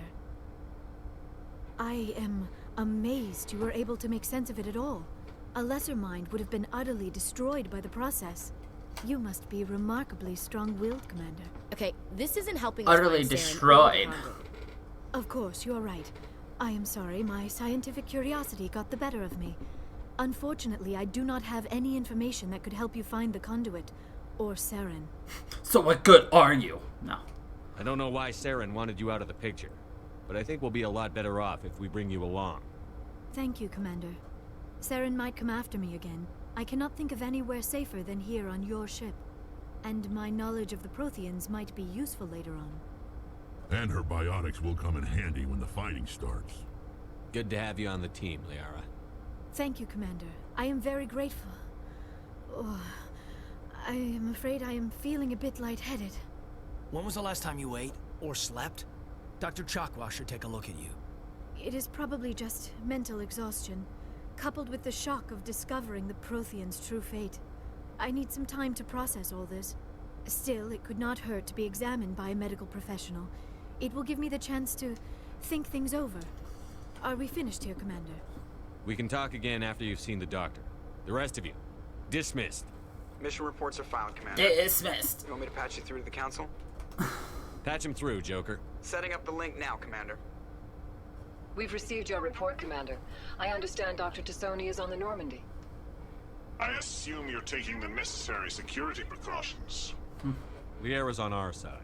The Geth were trying to kill her. Benezia would never allow Saren to kill her daughter. Maybe she doesn't know.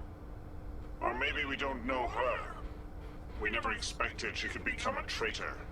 At least the mission was a success. Apart from the utter destruction of a major Prothean ruin. Was that really necessary, Shepard? The Geth were crawling all over those ruins. We were lucky to make it out alive. Of course, Commander. The mission must always take priority. Good luck, Commander. Remember, we are all counting on you. The Turian, obviously, you can see, does not like us. And, you know, is looking for any reason to complain.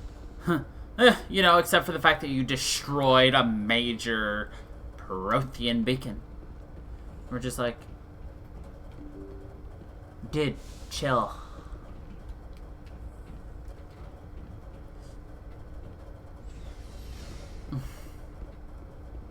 We got what you wanted, so like, chill. This is Commander Shepard's room.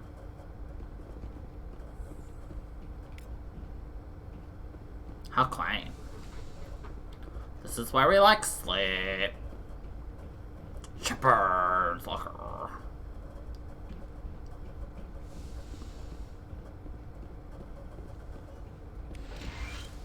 Replenish the Metagel.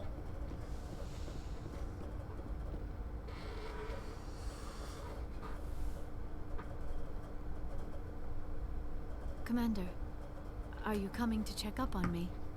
You look much better. How are you feeling?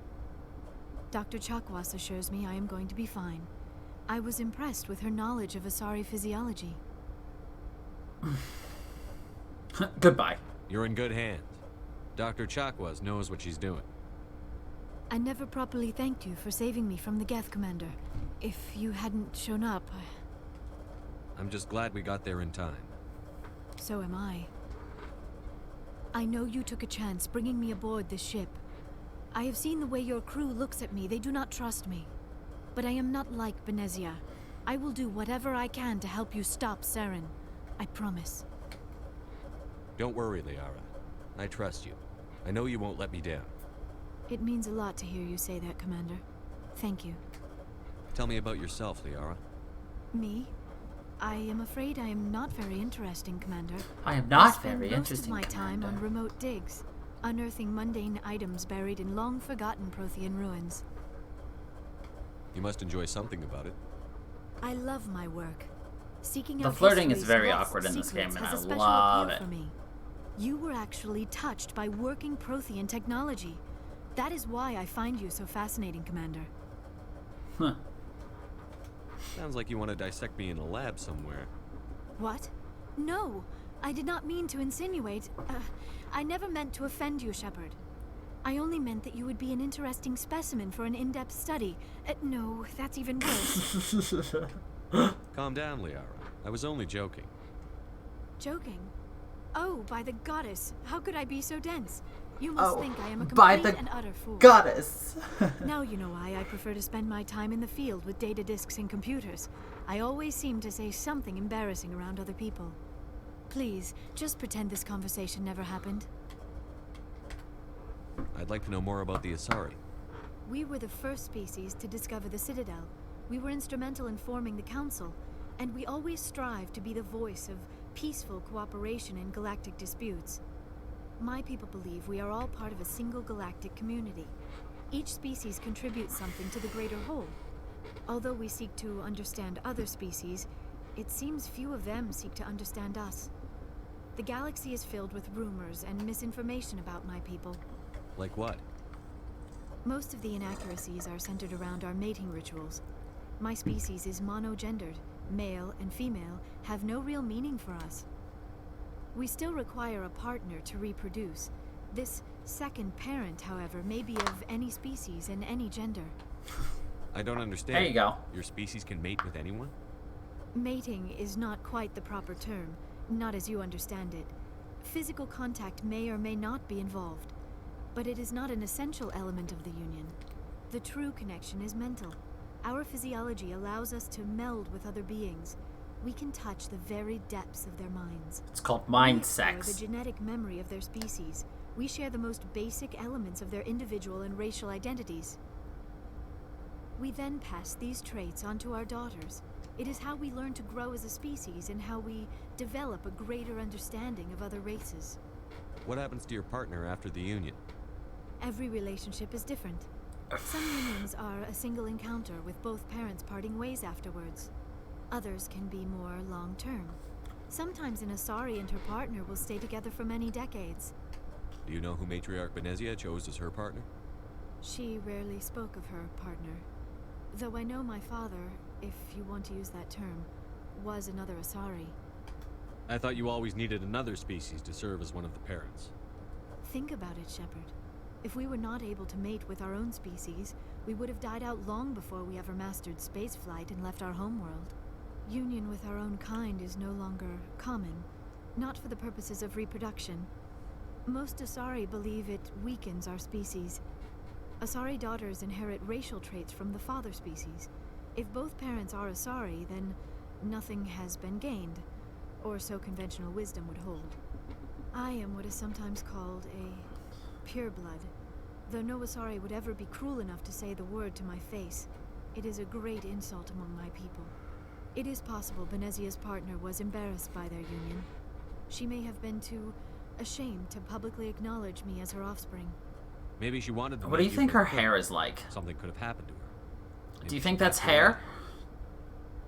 You might be right. I hope you are. But I have no. Is it like way a to know for tentacle? sure. Benezia Because they never seem to be spoke of like her scales, where her face Whatever is a lot happened, it caused her smoother. Too much pain to dwell on it. She raised me by herself, though that is Do you not think they can go blah, blah, blah, blah, blah, in the back? Many Asari raise their children alone, particularly if the father species is short-lived. Often the partner will pass on long before the child reaches maturity. You Asari lived for 1,000 years. What happens when your partner dies? Few sapient species live as long as my kind. We have learned to take a philosophical approach to our unions. We do not focus on the inevitable loss of our partners. Instead, we enjoy the time we spend with them. And even after they're gone, a part of them lives on. Do you think in it us. takes a lot of hair The gel union to is a connection slick that it back and transcends just both time and space. into place? I should go. Goodbye, Shepard.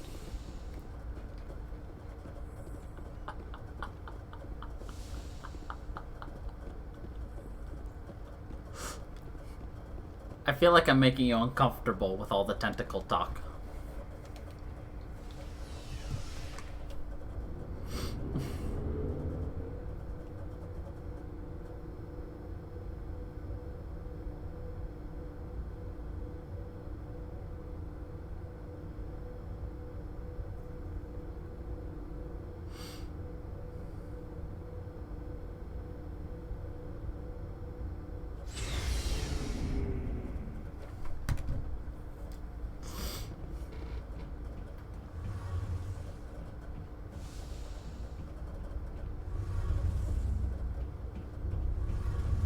Oh, hello, Shepard. Are you okay? I don't know. Your ship is amazing, and your crew's been really great to me. Especially your chief engineer. But I just sort of feel out of place. The Normandy runs so smooth it feels like we're not even moving, and the engines are so quiet. How do you sleep at night? The silence wakes you up? Back on the flotilla, the last thing you want to hear is silence. It means an engine's died or an air filter shut down. I guess you don't have to worry about that here. But old habits die hard. But it's more than just the silence. This ship feels so empty. It's like half the crew is missing. Back home, I couldn't wait to go on my pilgrimage. I couldn't wait to get away from the crowds. Now that I'm out here, I kind of miss them. Sometimes we don't appreciate what we have until it's gone. That's true. I'm starting to wonder if that's what the pilgrimage is really about. It's given me a whole new perspective on my people and our culture. You know, there's always a few who go on their pilgrimages and never return. I always assumed something bad happened to them. But maybe they just wanted a different life. You do plan to return to the migrant fleet, right? I could never abandon my people, Shepard. I will go back eventually. But we have to stop Saren first. Otherwise, I might not have a home to go back to. Tell me about your people. Our lives aren't easy. Resources are scarce, and we are constantly on the move. Everything we do must in some way contribute to the continuation of the migrant fleet. There are 17 million Quarians in the flotilla, and each of us relies on the others for survival. The bonds among my people are strong.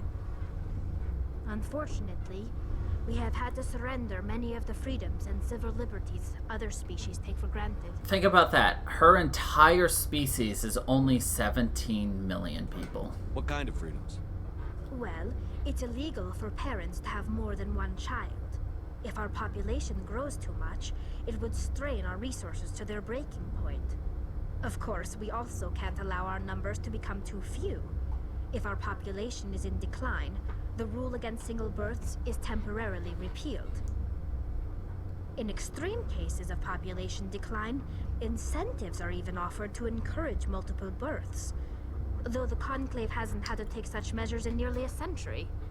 That's your government.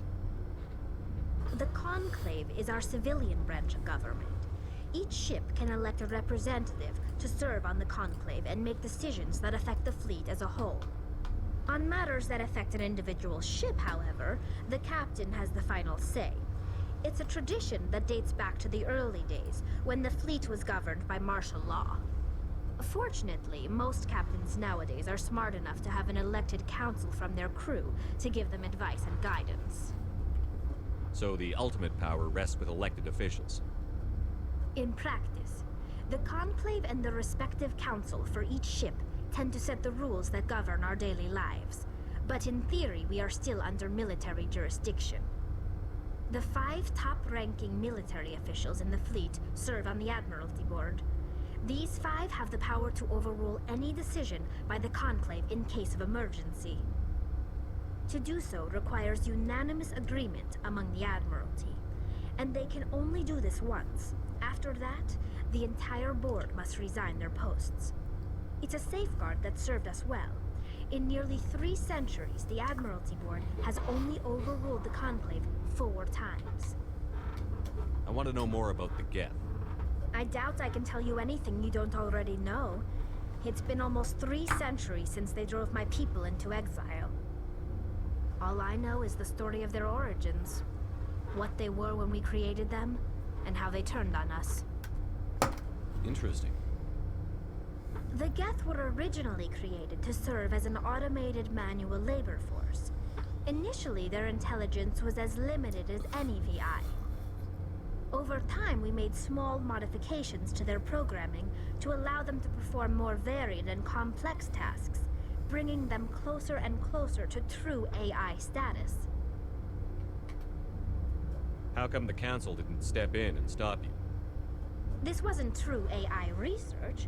We may have been skirting the bounds of the law, but we never skirt. did anything that was actually illegal. The changes were so insignificant, so gradual, that we were able to control them. Or so we thought. But one thing we underestimated was the power of the neural network. A million Geth thinking simultaneously created an inherently unstable matrix. So, the Geth share brain power? Many of the Geth's logic systems were designed to work in concert with other nearby Geth. Basically, the more of them you have in a group, the smarter they are. So there's some sort of group consciousness? No, nothing like that. They cannot share sensory data or information. Their programming cannot handle that much simultaneous input. Each Geth maintains an individual awareness and identity. The neural network only operates on a process-based level. It's basically the synthetic equivalent of a subconscious. But when they're in close proximity, they can coordinate low-level functional processes, freeing up more capacity for original or independent thought. That doesn't make any sense. I'm probably oversimplifying. The Geth are incredibly advanced and complex creations. All you need to know is that they get smarter when they gather in large numbers. As we built more and more Geth, their effective intelligence became more sophisticated, more abstract. One day, a Geth began to ask its Quarian overseer questions about the nature of its existence. Am I alive? Why am I here? What is my purpose? As you can imagine, this caused a near panic among my people. I don't see what's so bad about those questions. The Geth were created to engage in mundane, repetitive, or dangerous manual labor. That's fine for machines, but it won't satisfy a sentient being for long. The Geth were showing signs of rudimentary self-awareness and independent thought. If the Geth were intelligent, then we were essentially using them as slaves. It was inevitable the newly sentient Geth would rebel against their situation. We knew they would rise up against us. And this is the downfall of the Quarians. A general order went out across all Quarian-controlled systems to permanently deactivate all Geth. The Geth responded to this order violently. You can't blame them for fighting for their survival. We had no other choice. The Geth were already on the verge of revolution. By acting quickly, we had a chance to end the war before it began. The hope was that most of the Geth would still be little more than machines, incapable of organized resistance. But they had progressed much further than anyone anticipated. The war was long and bloody. Millions upon millions of Quarians died at their hands. In the end, we were forced to flee our own homeworld. We feared the Geth would pursue us, but they never came beyond the Veil.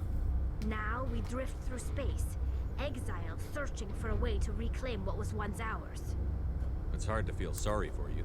Your ancestors tried to wipe out another species. We made a mistake when we created the Geth in the first place, but we did not make a mistake when we went to war against them. If we had not acted, they would have wiped us out. They're a synthetic life form. They have no use for organics. None.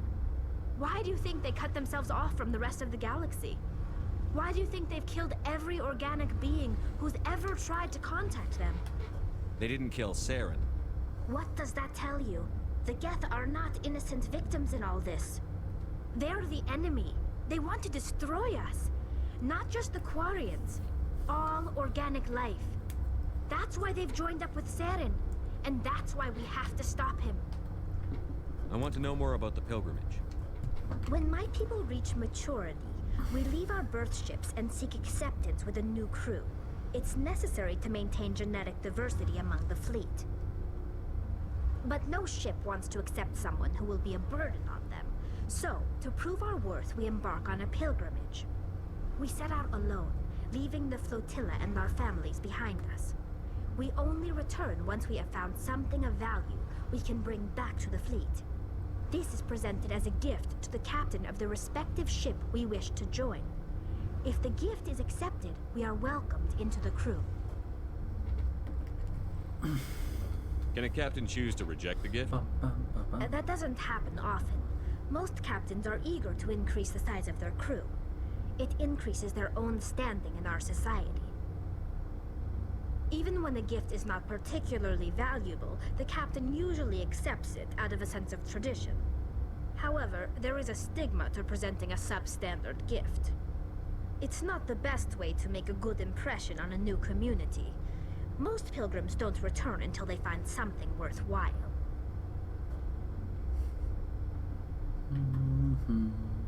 So what do you think about the Quarians so far? I can't believe they just send you off alone. It's not like they just cast us out. Before we leave, we are given lessons in how to survive outside the flotilla, and given gifts to help us on our journey. We also receive implants to fight off sickness and disease. Generations of living in an isolated and highly controlled environment have left our immune systems weaker than most. By the time we leave the fleet, we are well equipped for the pilgrimage. This is a rite of passage for all Quarians. If it were dangerous, our numbers would suffer. Virtually every pilgrimage ends with a triumphant return and the ritual presentation of the gift to one of the fleet's captains. Like what? See you later. Did you pick up the big part about why she's in her suit? Because they've spent centuries living on ships in a very highly controlled environment, their immune system is incredibly weak. So basically, any environment that's not sterile and perfect for them will cause a deadly infection in them.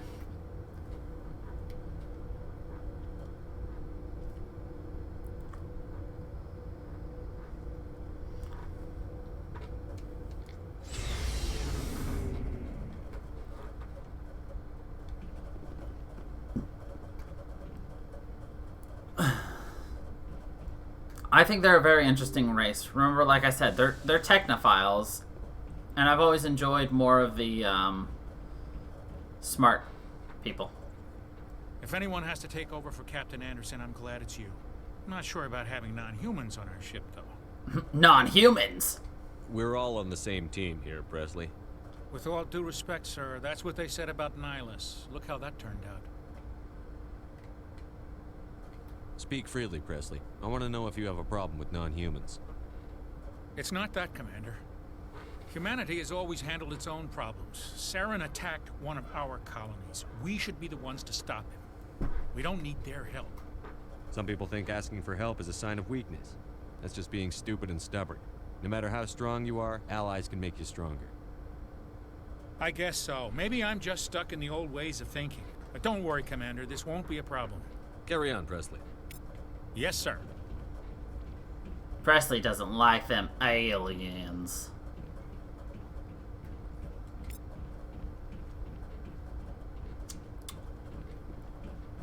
No siree, bap.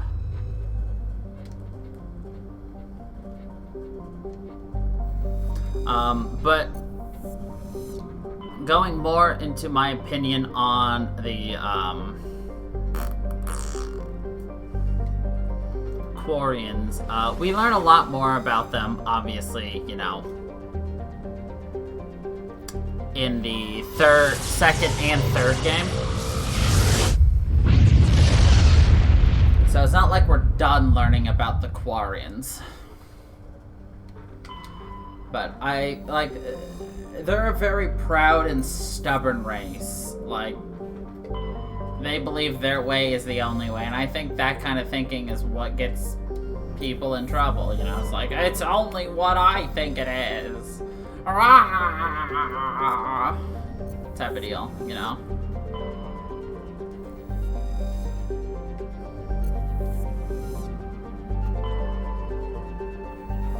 Très bien.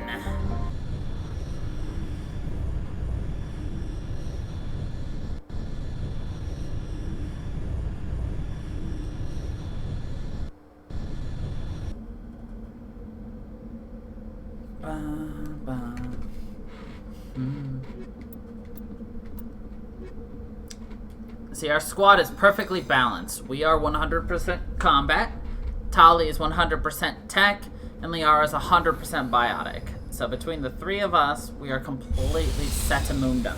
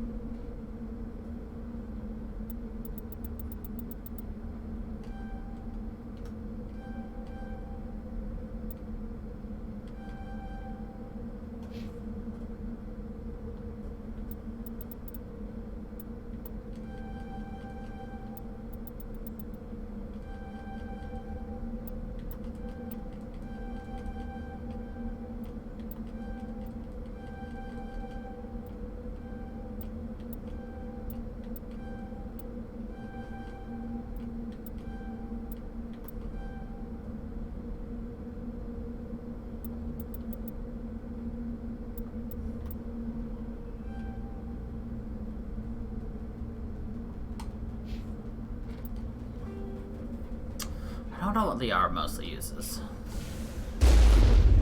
Oops. Whatever. We'll do that in a minute. Anomaly, research base, anomaly, debris.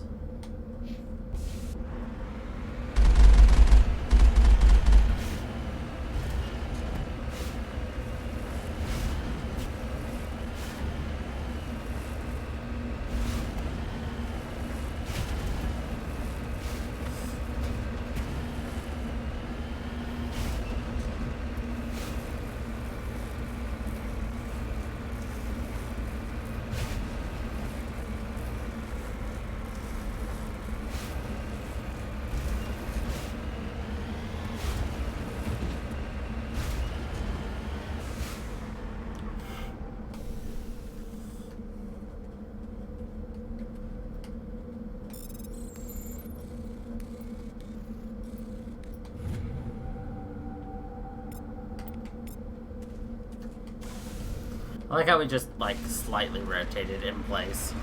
You're just like, no. That's where we're going right there. See it right there?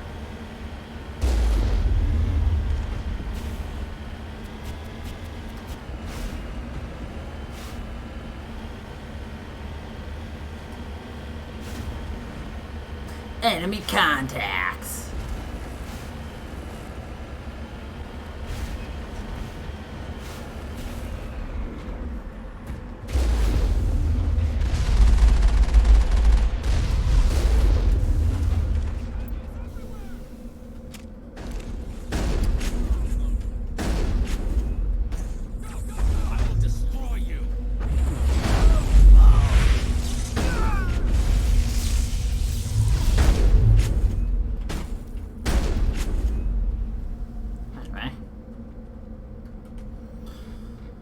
Couple more kills like that, and we will be golden. Boop, boop, doops.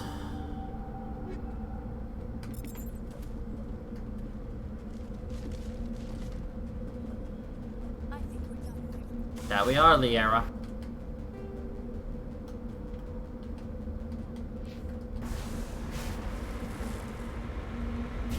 I think Liara uses a pistol.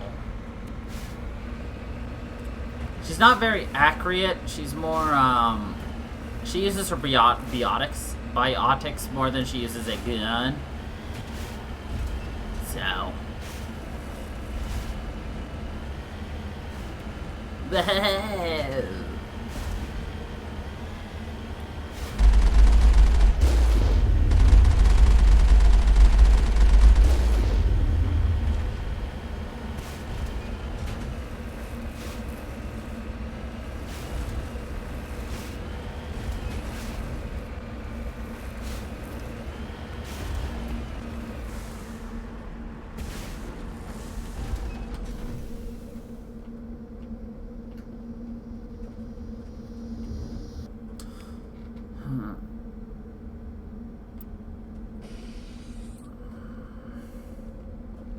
Oh, interesting. So that beam right there was crashing satellites. So a lot of these things that we find on these planets are probably like quests you would have been given from somebody else later. But like, we don't care. We just do them anyway, ahead of time. And we look like super awesome psychics for doing it without being told. And they're like, oh my god, we were just about to call you Shepard. We're just like, we're just that good. That's where we're headed, right there.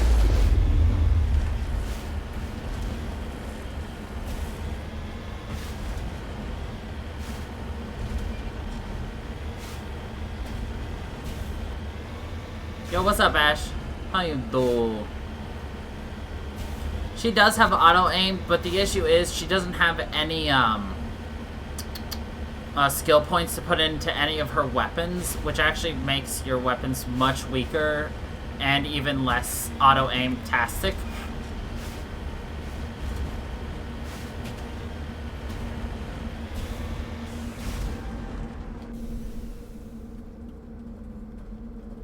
Ooh, what kind of gelato?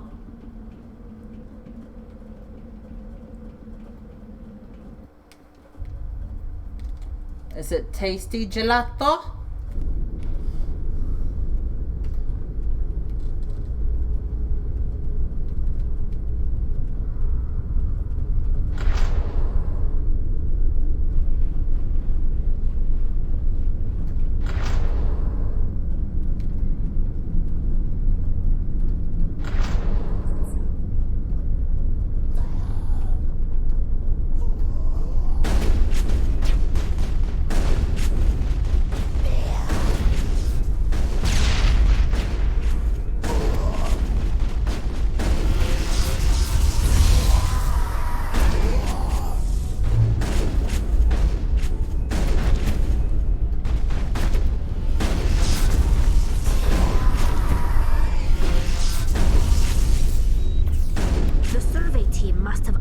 Some alien technology that turned them into mindless fanatics. Whatever they found, it is long gone now.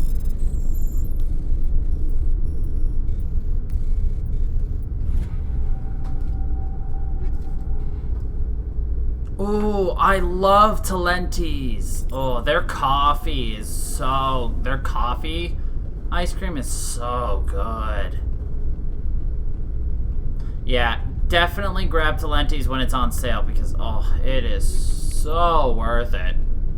It's not worth it when you buy it full price, but if you can get it on sale, oh my god, yes. I've had so many different other flavors. You should have. The coffee one is probably one of my favorites.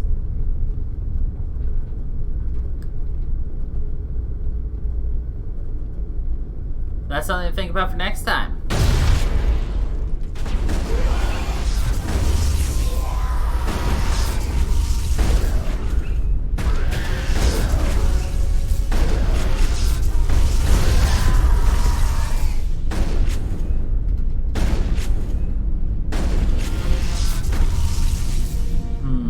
All the exogeny to return to husks.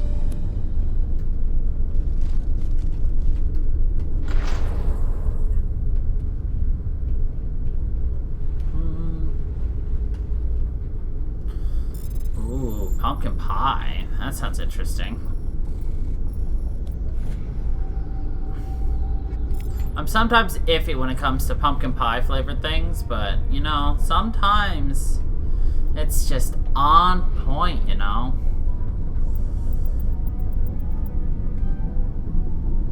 Alright, Spectre training all the way up.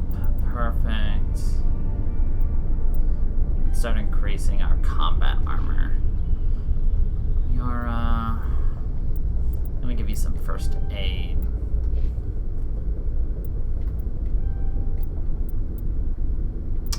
I'm gonna give you that. And that. Okay. Equipment. I mean, hey. You should always give it a try, you know? Ain't nothing wrong with it. Alright, let's give you some refresh. Alright. More damage. Don't care too much about the accuracy. And I'll give you chemical rounds for that. Chances are that's all you're going to use. Better amp. And I'll give you... Well, hold on. What does Tolly have? Tolly's got a better tool. Cool. Nice. Ooh, apple pie flavored Kit Kats. I can't remember if I've tried that before. I would love to just eat a bunch of different flavored, like, candies like that on stream one time, just to, like, you know... Heck, that's what I could do for a podcast one day, is just, like, you know, give me a subject and some money or some assistance in getting my hands on a bunch of different flavors of something, and I'll do a fucking taste test, yo. Taste test, fucking what? 30 different flavors of Pop-Tart. Taste test, you know. Different flavors, Kit Kat, you know. It's just, it's so hard to get your hands on them without spending, like, you know, a buttload of money. Ah, shit. Well, maybe I can save up for that sometime next year after I move. I mean, hey, you've seen how I eat Kit Kats. That was a fun series to do. No worries, just gonna put this Kit Kat and eat it sideways.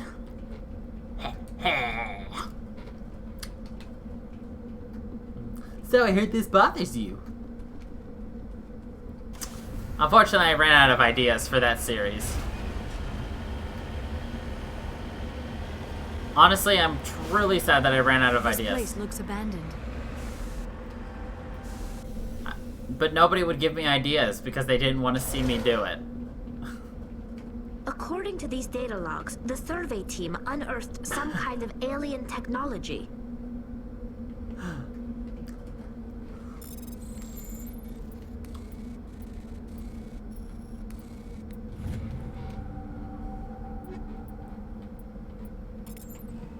It's like, I mean, I had another idea for one, which was just to eat an ice cream sandwich, except for, like, I would take it completely out of the wrapping, so then my fingers would just be a chocolatey mess, because every time you touch it, you know, the chocolate cookie part would just stick to your hands.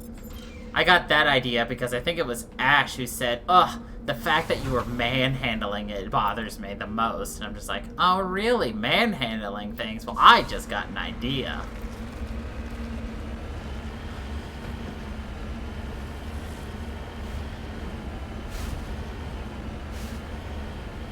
I really enjoyed the episode where I mixed all the Skittles and M&Ms and Reese Pieces together and then just kind of just threw them into my mouth. Everybody loves a flavor mix. I actually used to have a candy dispenser back in college. You know, it was just one of those, wave your hand in front of it and it would dispense the candy into your hand. My roommate used to buy M&Ms to keep it stocked. And I decided to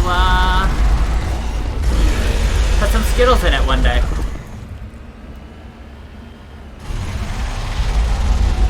You know, no biggie.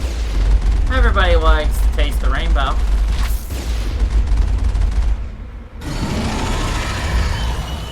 Oh god, he blew up my vehicle.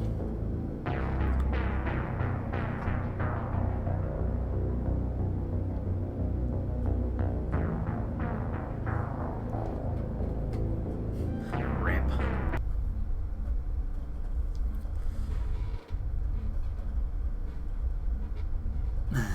I mean, the smart thing to do is just to eat it with the wrapping still on it and then pop that last half in your mouth, but, you know, whatever. I forgot that the Threshold Maw is just an automatic one-hit KO. Are you kidding me? I have to redo the entire thing here? Fuck this shit. Oh well.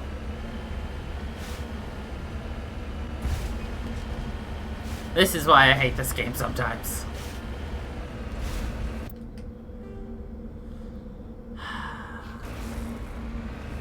It's like you want to do everything, but at the same time you're just like, but...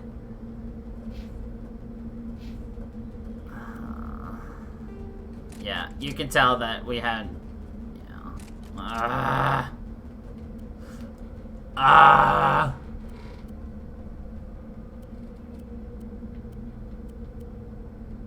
Oh well. Oh wait, hold on. I already gave her the pistol. I could have sworn it should have saved right when we left, but whatever.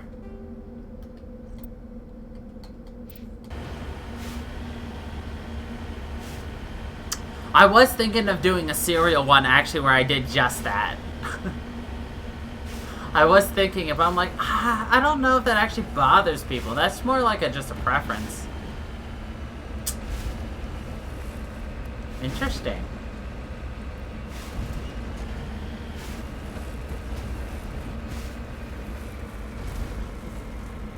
I also enjoyed doing the pizza one, but really any excuse to eat more pizza is a good excuse to me.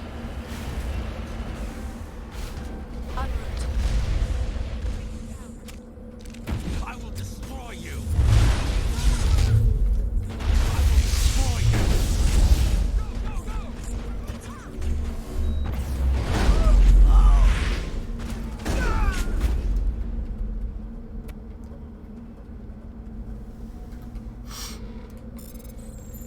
All I did was just, you know, use a fork and knife to cut the pizza instead of picking it up with my hands and eating it. I just kind of just cut it with a fork and knife, you know, the way pompous people do it. That bothers me more than anything. It's like, why would you eat pizza with a fork and a knife? That's just wrong. Well, I could do the same thing with a burrito, actually. And I got fancy with that one. I had 2 cameras on me while I was doing that. It took a long time to set up my phone in the correct place to do it. Yes, Emotive did edit it for me because I'm bad at it.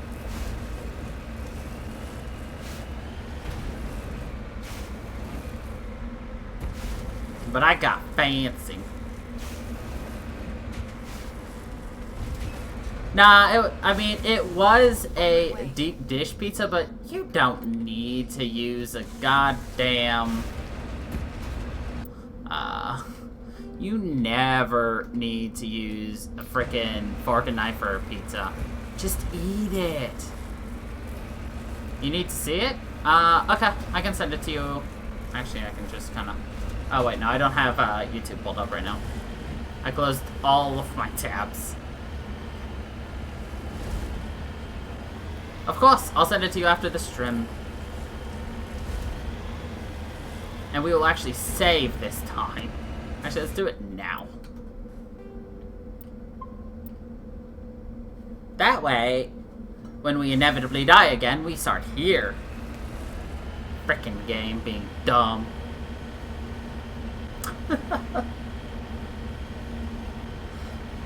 Actually, I could probably two-hand this bad boy.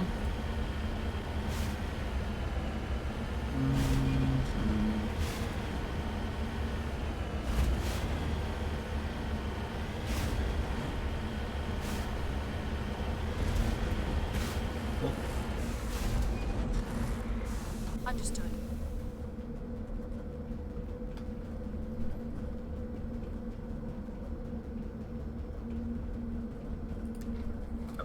There we go.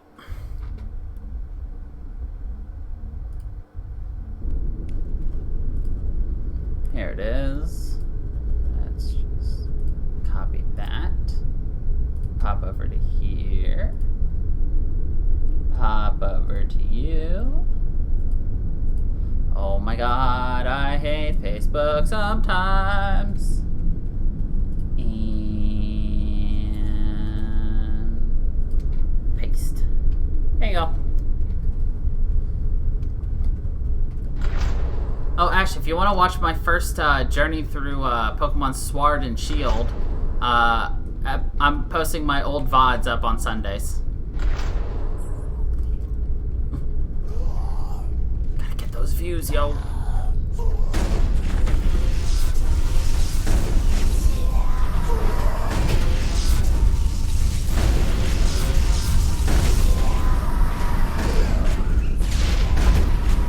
Hold on, Liara, use your fucking pistol.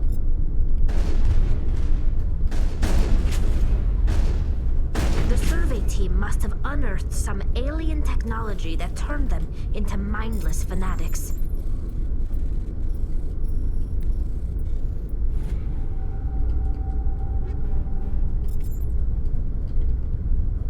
Whatever they found, it is long gone now. Wouldn't you like to find something that would turn you into a mindless fanatic? Oh wait, I already have. It's called pizza.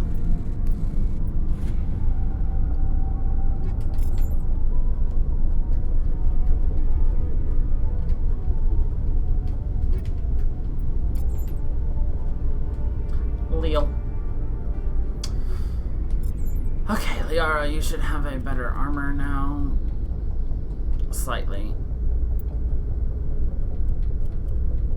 Yeah, we did.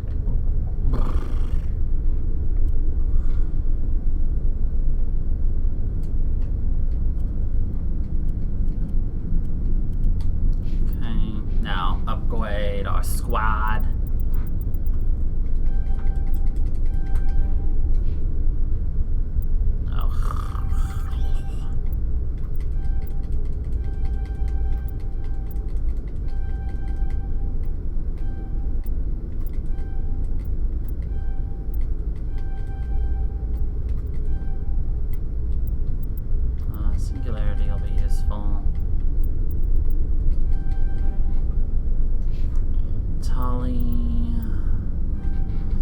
Increase your armor all the way. Let's put one in hacking. Make you a Quarian machinist. Go.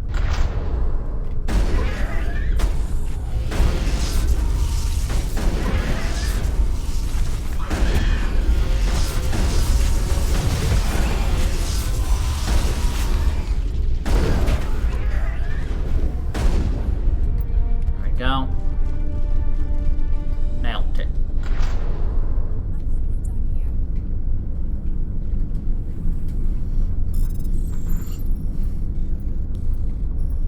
I'll point out something else the next time I have this prompt on here, because I want to make a comment for you to remember.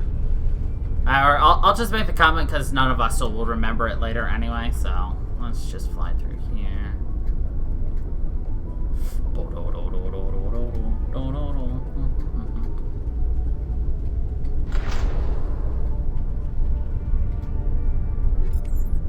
I know what I just said makes literally no sense because I did speak in like full sentences. That made sense. I just kind of spoke.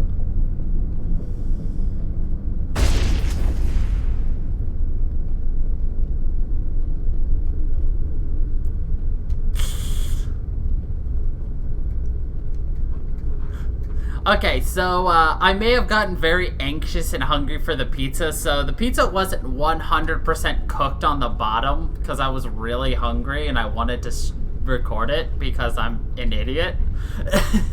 So that's why it took so long, because it was a little bit doughy on the bottom. If it was cooked a little better and I'd done a bit more prep, it would have been a lot better of a shot. But in the end, it was still funny. And it served the purpose.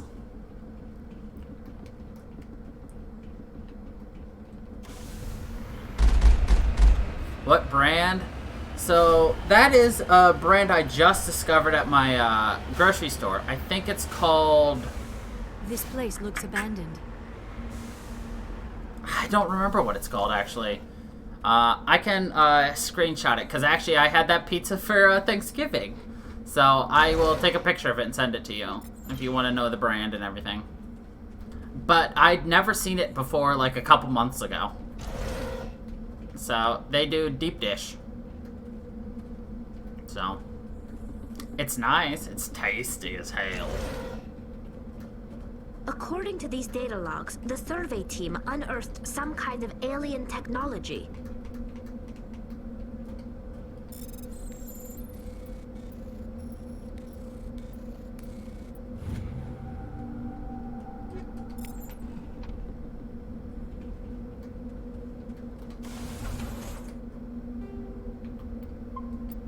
Fucking...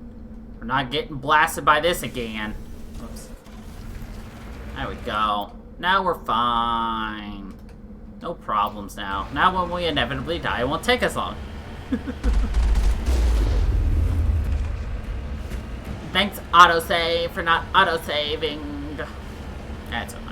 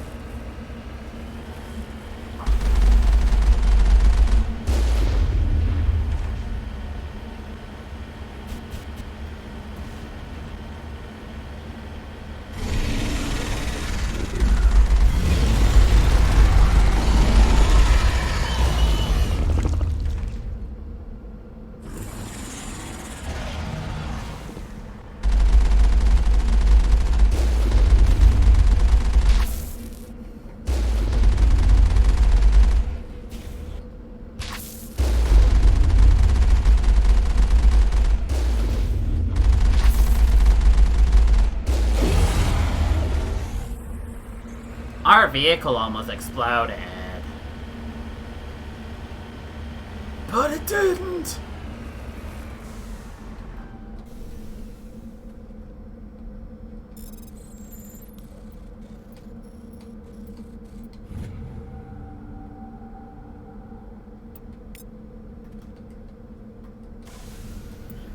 And we're done. Yay! Problem solved.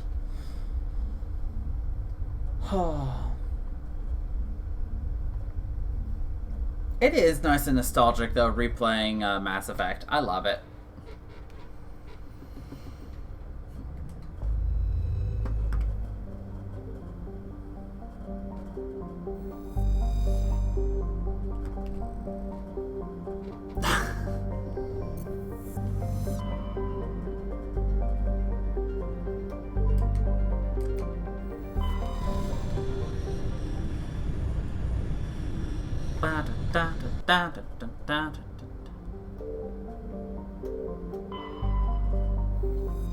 The Tun Shogun.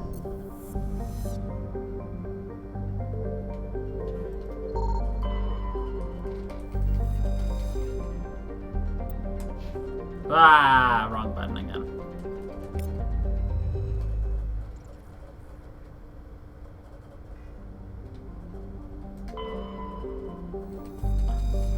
Juntauma.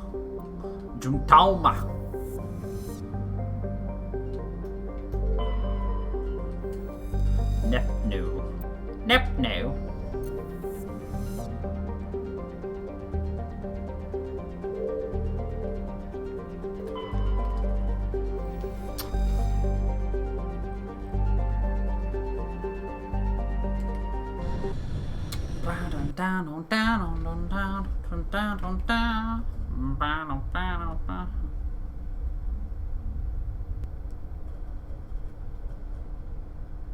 Alright, Liara, Towley.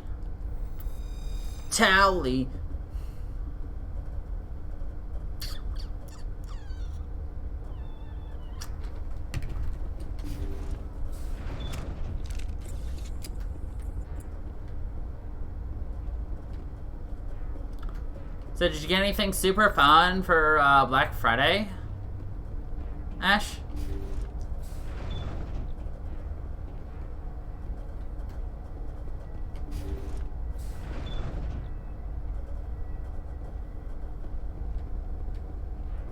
Intruders! Kill the hostage! Go, go, go!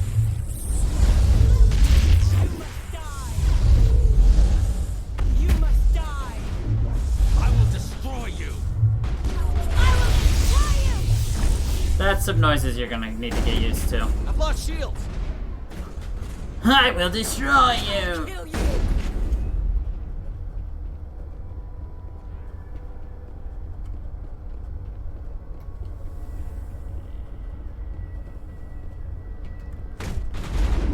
Shield.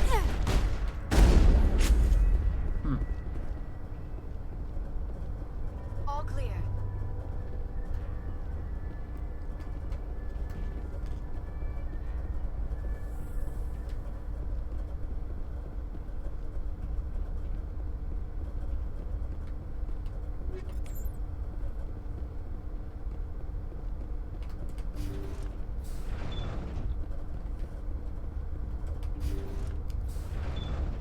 See how it is?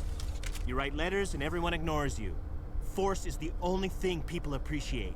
So how about if I kill Chairman Burns and finish this charade? Please, I was trying to help you people. Let's not do anything we're all going to regret. Why not? Oh yeah, What what have we you got get to yourself lose? on Etsy? Since the chairman here decided that we didn't get reparations, we've got nothing left to live for. But I've changed my mind.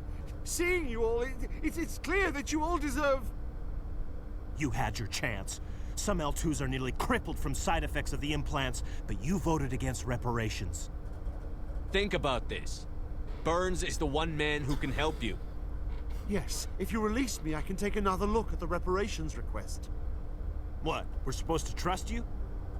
Sure, you promise us freedom and say everything will be fine, but as soon as we surrender, you'll double-cross us. I'm not promising to let you go. All I'm saying is that Burns will take another look. Right, Burns? Absolutely. I had no idea that the L2 biotics were... Welcome back. If I'd known, the reparations will come. For whatever it's worth. I promise that.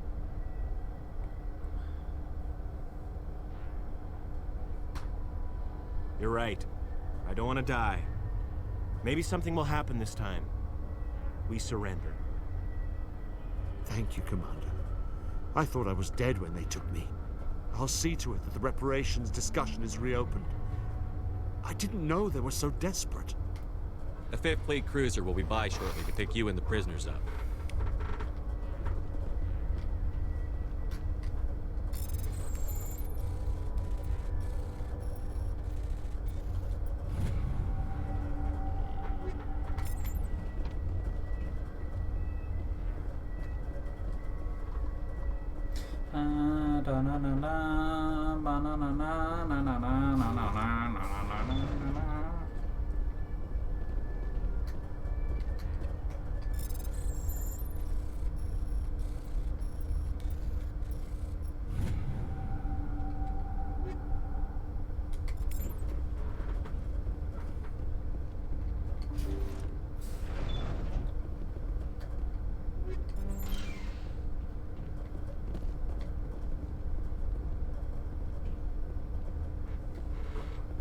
Okay.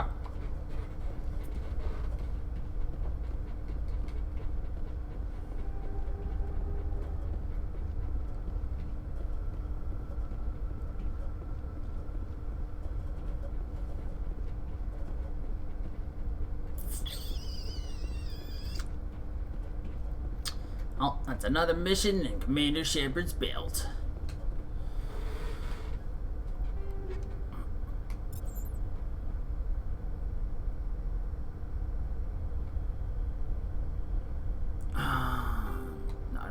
This. Let's go to what I have been using mostly. Nothing there. Nothing there.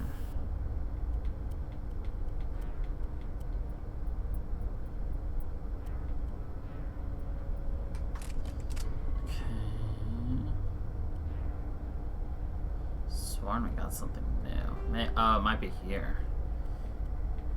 No, we already have. Throw that on.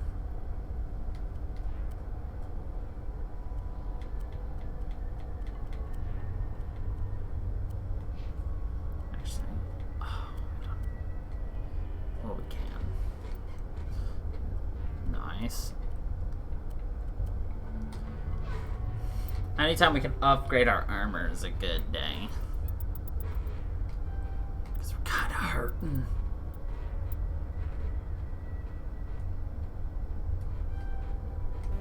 One more and we can upgrade that armor again. Yeah, let's get an advanced barrier for Lara.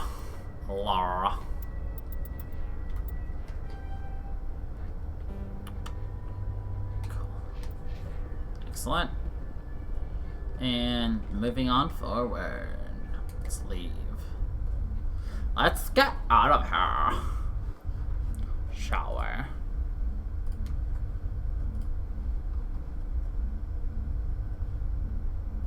Oh, that's really cool. Ash. Nice.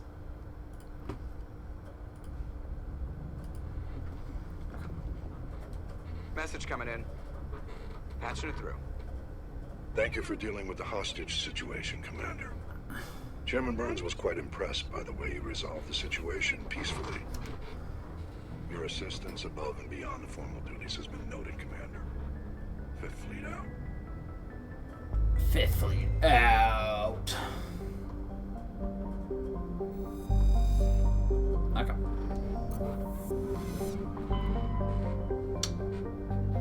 Now we head over here to the DIS system.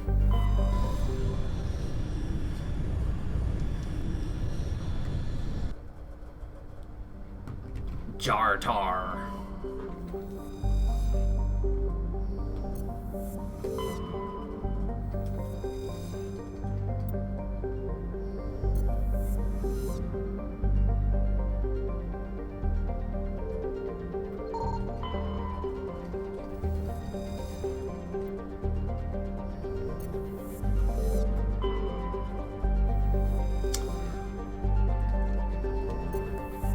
I mean, do you really need both, though? Alright, we'll land there in a secco. That's what I thought.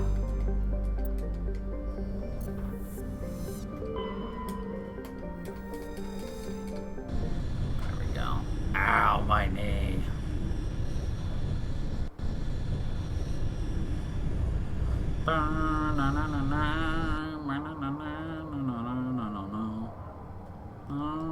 Alright. Yara. Or it's the X button, not the A button. My bad, game.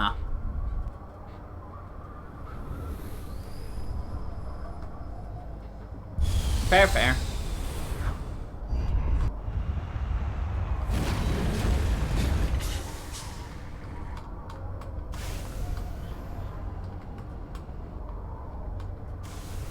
Okay.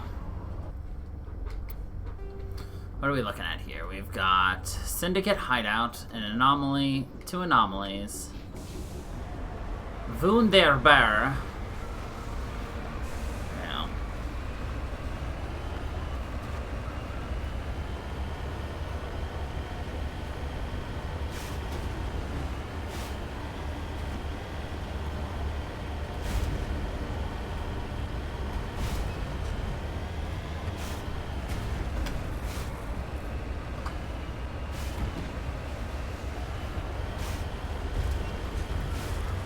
You know, I don't like this place. It's fucking snowing here. I hate the snow and the ice. Fucking first snowfall of the year. Today. Not happy.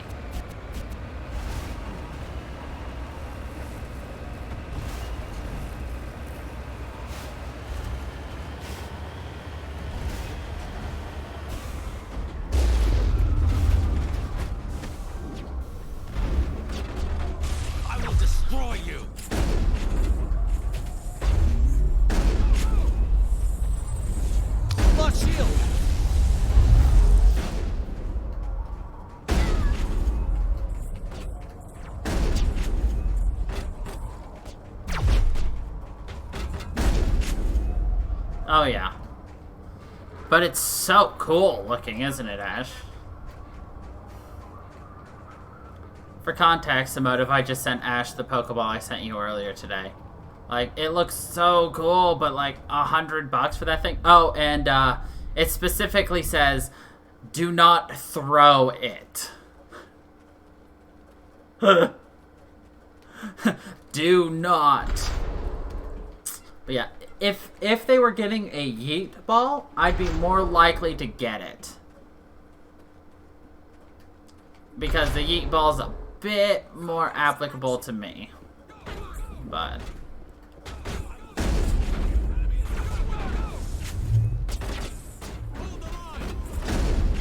I've lost shields! Enemy is everywhere!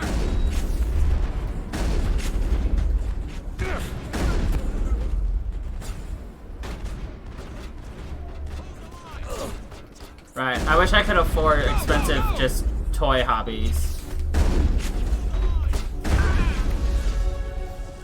Go, go!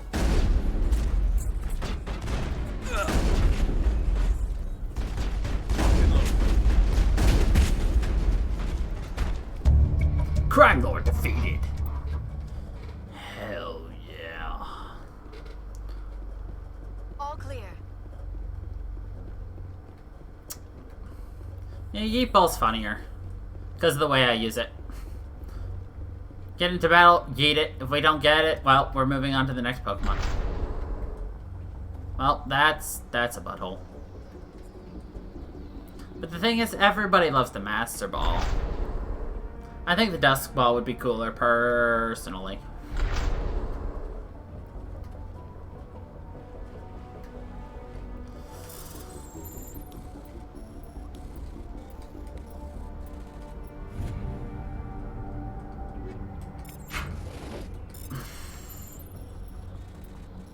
Who doesn't love Simon Says? Simon doesn't, because Simon doesn't like to lead.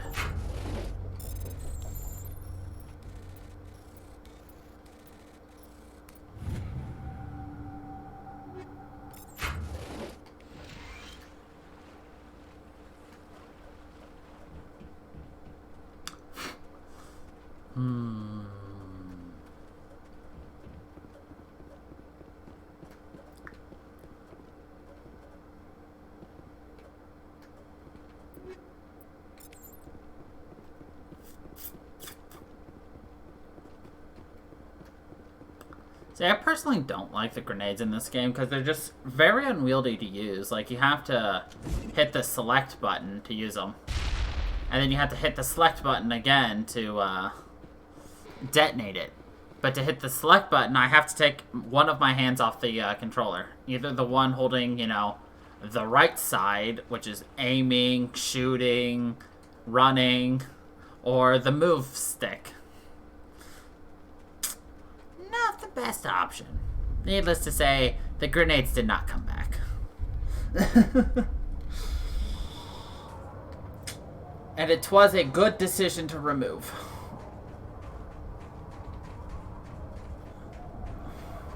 And we learn from our mistakes, and we save. Again.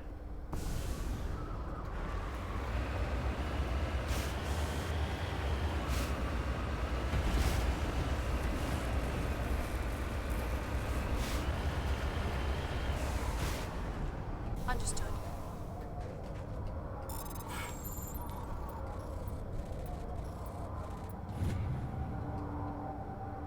That's spelled out Baby X. B-A-B-Y-X. Baby X.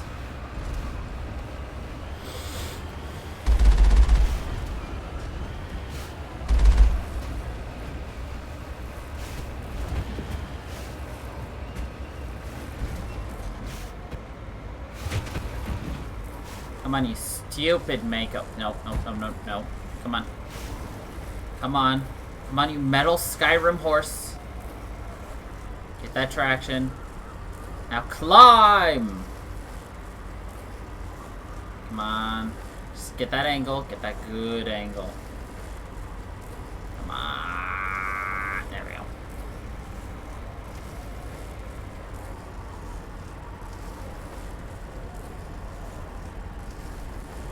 Stupid Skyrim horse. Ugh.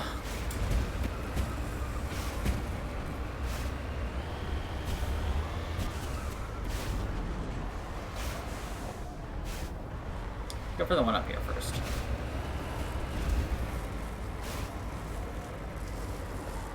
Nope, nope, nope, nope, nope.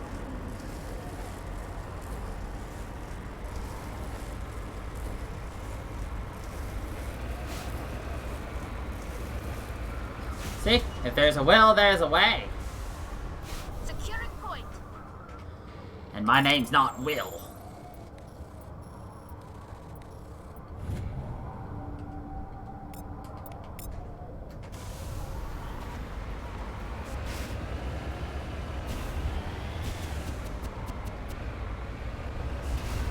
Not this time. We were lied to. There was no will. Where there's a will, there's a way. But there was neither a will nor a way. There is a Norway, though. But there was neither a will nor a way.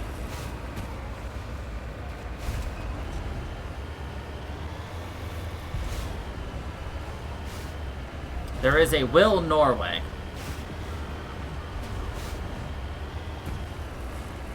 Right. We didn't get Norway, we got our way. This joke has gone on way too long. And I'm not sorry. Come on. Thank you. Oh, and Liara is on her way.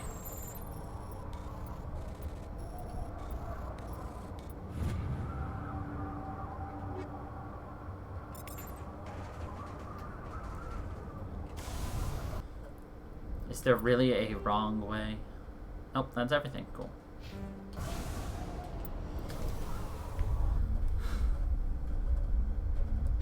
Yes, the game is underway. Ow, the back of my shin.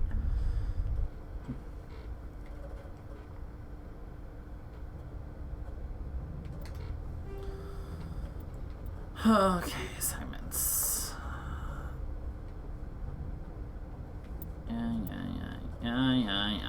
Yeah.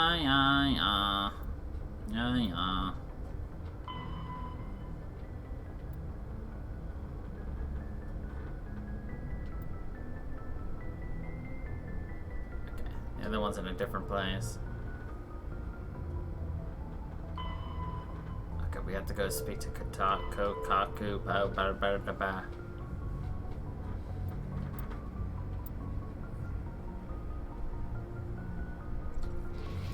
Okay. Dun dun dun dun dun dun dun dun dun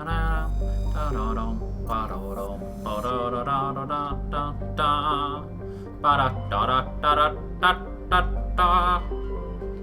Gemini, Sigma, Argus, Rho, Horsehead, Nebula, sure. The Ming and the Han.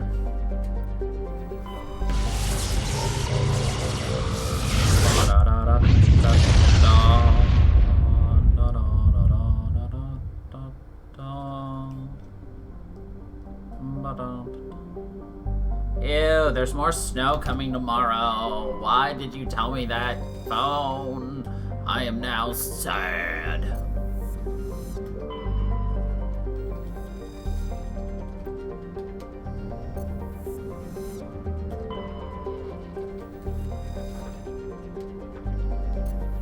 Supposedly, there's supposed to be several feet of snow.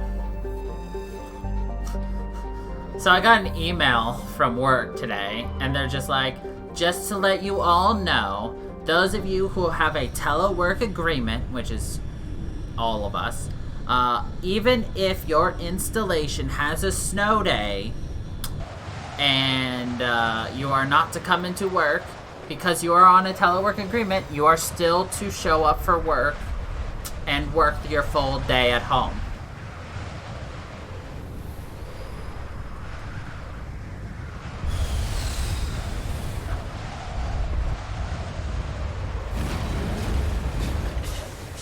But I can literally roll out of bed and go straight to work, wrapped up in a towel and fuzzy socks. So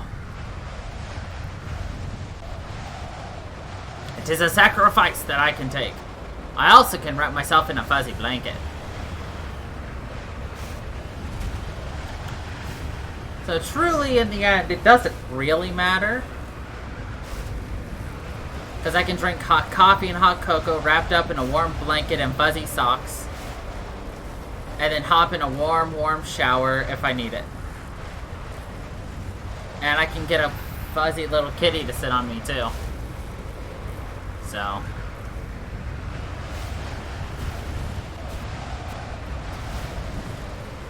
I'll call that a fair trade-off. Chances are we would get early dismissal that day too, so in the end, it doesn't really matter to me.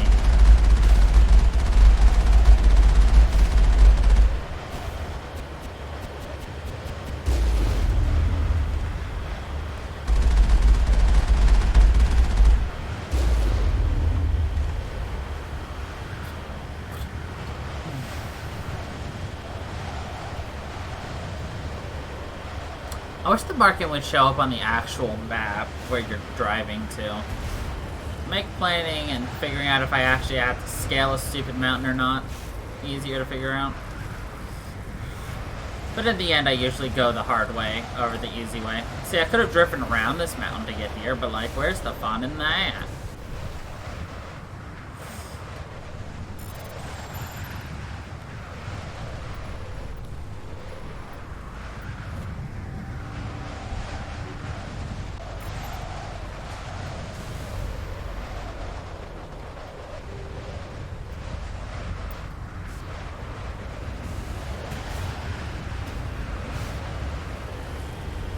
Well, implying that there is none would immediately mean it's invisible. Because nothing's there.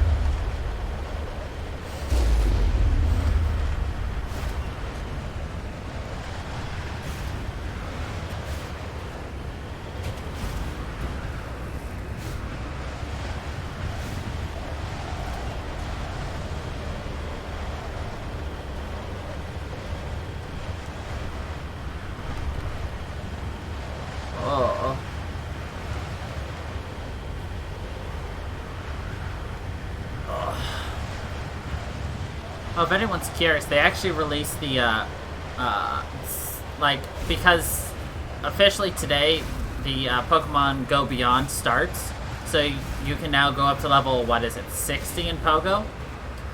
Somebody screenshotted and shared what the challenges are that you have to complete to get to 41.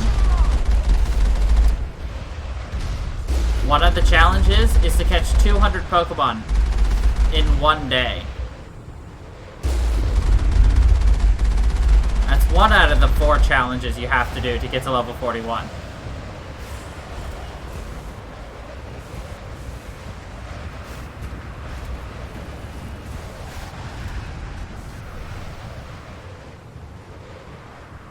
Also 6 million experience. 2. On top of it. Ugh.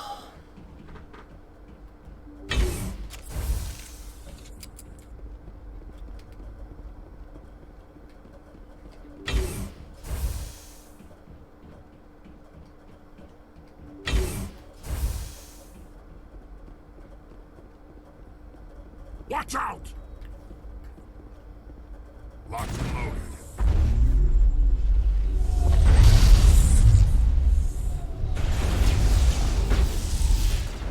Watch out! I will destroy you!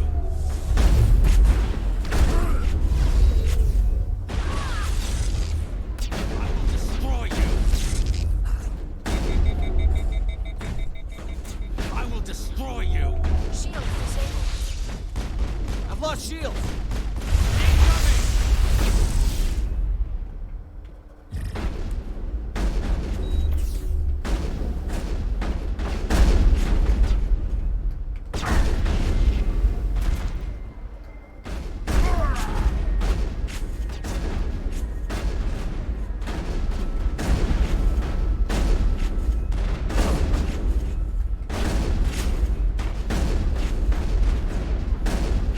Auto aim. Thank you.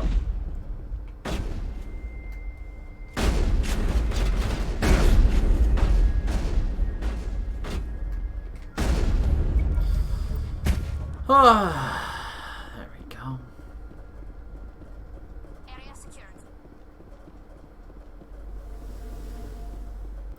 Yeah, Pogo is a slog sometimes. I'm pushing to try to get the retro level 40 badge. I have until the end of December to get 4.5 million more experience. I don't think I can make it. But I'm trying. I've already gotten 500,000 in just a couple days. So the push is there if I really want to. I believe I could do it. Is it feasible to really push myself that hard, though?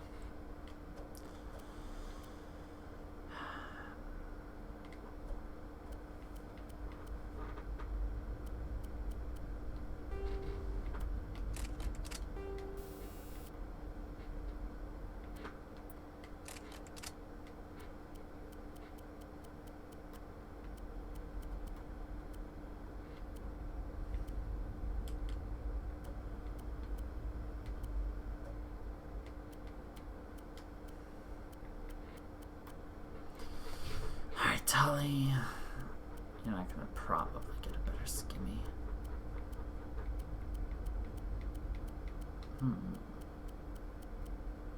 Phoenix, it's got better everything else. So we'll take that for now. Ooh, I love that color. Shepherd.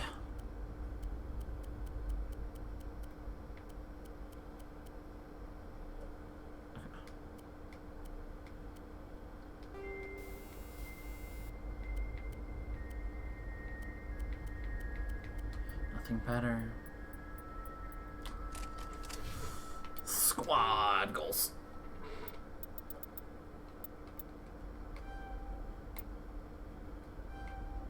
Ah, we can use heavy armor now. Perfect.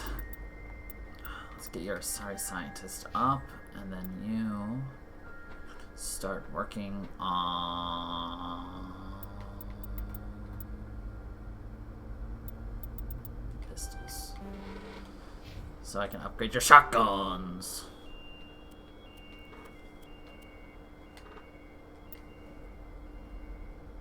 Assassin.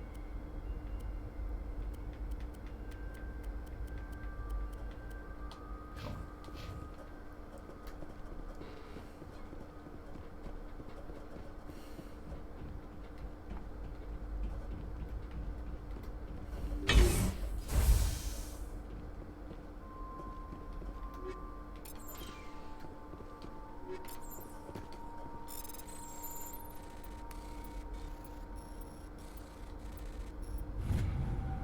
I almost hit the wrong button about 4 times right there.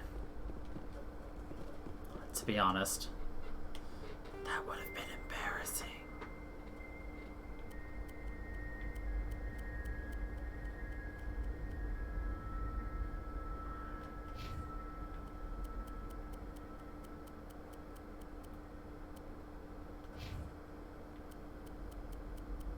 Yara, I wish you could wear better fucking armor. You're so weak. Also, I wish it would just automatically sort to who can wear what, but, you know, that would be a pipe dream. But I'm still super pumped for, the Mass Effect Trilogy remake. Oh, that'll be so good. Hopefully it lines up really well with us ending, Andromeda, which I highly doubt, because again, Andromeda was 170 episodes, which is approximately 85 hours.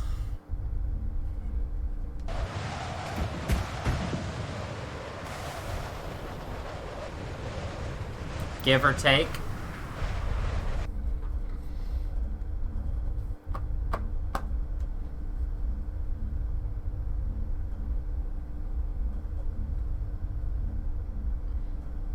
Not really. When I streamed Persona 5, I streamed that for about 90 hours. Give or take.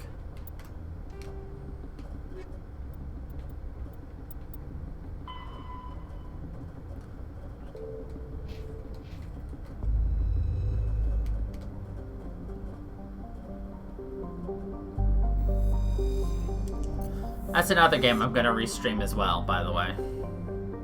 It never went up on YouTube. Because also, remember, 90 hours, I would have... Chopping that thing up would have been 180 episodes. Oh, bye.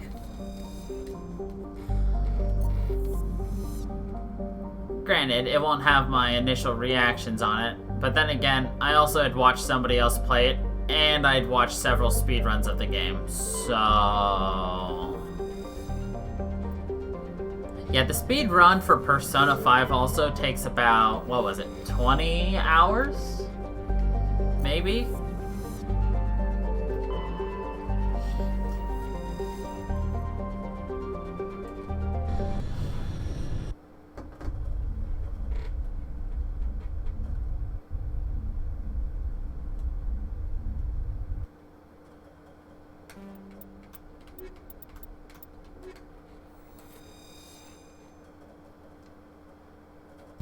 Can't remember the speedrun for that one. It's been a while.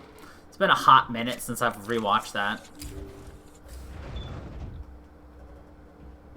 Looks like this vessel was abandoned. Most of the systems seem to be disabled. Only basic life support appears to be functioning. Oh, I remember what this place is. What was that? Is there someone else on this ship?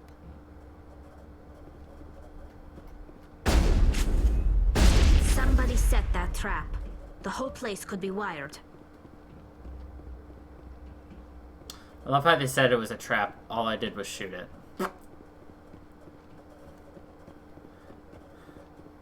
What's wrong with this place? It's booby trapped. Get it? Boobs. Booby. Area secured.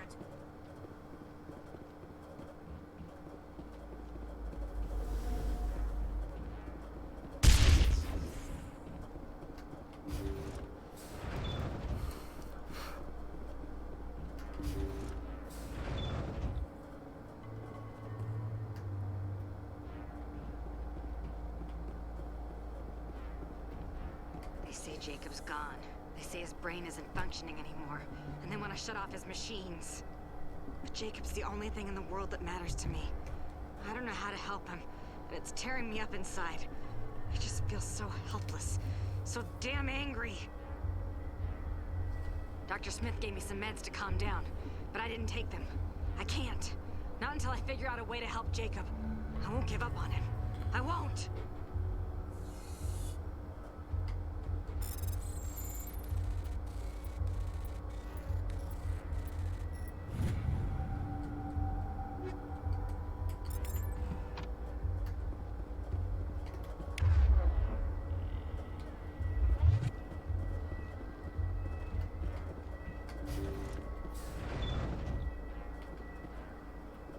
Jacob is showing no signs of brain activity.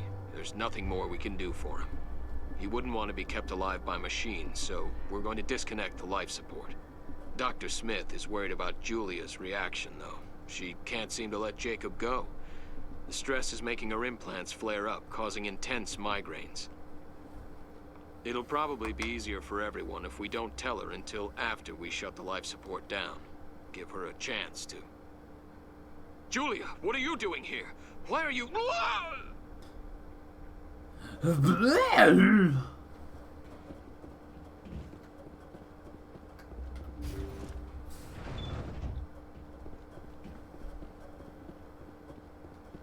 Jacob's not going to make it. His brain was deprived of oxygen for too long. There's nothing any of us can do for him now except let him die with dignity. It's what he would want. I'm more worried about Julia now. She's showing signs of severe depression. I gave her some meds that should help, but I better warn the captain.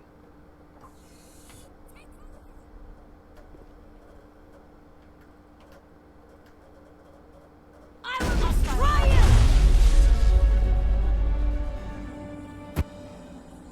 you! Leo. Whoops.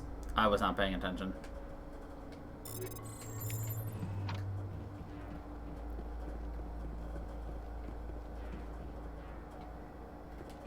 Looks like that machine is keeping him alive. I do not see any brain activity on the readouts. He is dead. This body is just an empty shell. Maybe we should shut the machine down. It's the merciful thing to do.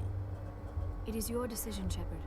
But perhaps we should wait until we have more information before we do anything. That was the compassionate thing to do, Shepard. That it was. Da-na-na-na-na. Bananas, bananas, bananas. Where's that malfunctioning object? There you are. Free items. Boop, boop, boop, boop, boop. Free items. Boop, boop, boop, boop, boop.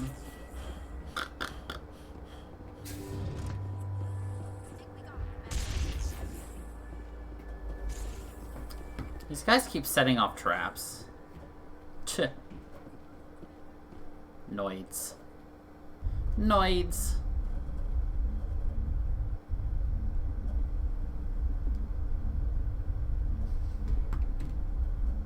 They're big old noids.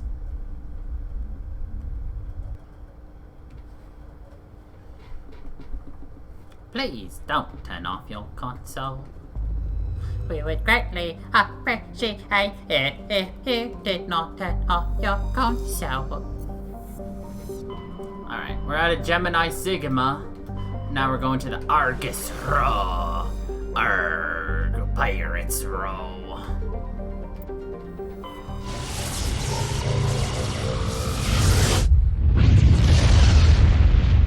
Logistically speaking, I think we're looking at about... Commander, urgent message from Alliance 2 more Command weeks of this game? I'll patch it Maybe through. 3? Shepard, this is Admiral Hackett from Alliance Command. We've got a situation here, and you're the only one that can handle it. What do you need, Admiral? There's an Alliance training ground where we test weapons and technology in live fire simulations. Welcome back. One of the VIs we use to simulate enemy tactics in the drills is no longer responding to our override commands. It's gone rogue.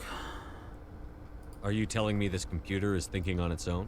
We're not stupid, Shepard. This is a virtual intelligence, not a true AI. It's not self-aware, and it can't access any external systems. We didn't do anything illegal here. Virtual intelligence support is critical to our military success. VIs process thousands of status reports and react in nanoseconds. No human can do that. We need you to fight your way through the training ground of the VI core and manually disable it. Can't you disable it remotely? Our fail-safes aren't responding. The VI operates on a closed network. It can't affect any external systems, but we don't have any direct access to its processes. We could bomb it from orbit, but the damage to the facility would be catastrophic. We'd prefer to have someone shut down the core. Someone like you. I know Spectres answer the Council, but you're still human. You're still part of the Alliance military, and right now we need you. The VI controls all the facility's weapons, drones, and automated defenses. You're the only one that can pull this off, Shepard. Good luck. You're the only one. Message coming in. Patching it through. General distress call. Sacred Angel medical transport. Critical system failure. Losing power. Emergency landing. Argos. Communications failing. Life support and emergency transponder. Won't last. Please hurry.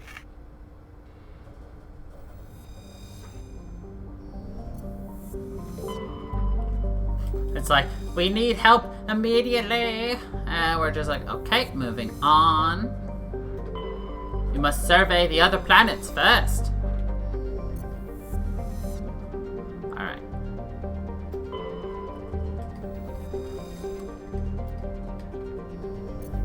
Now we will go help the emergency on Metgos. They don't truly need us, I'm sure of it. I'm sure they'll be fine.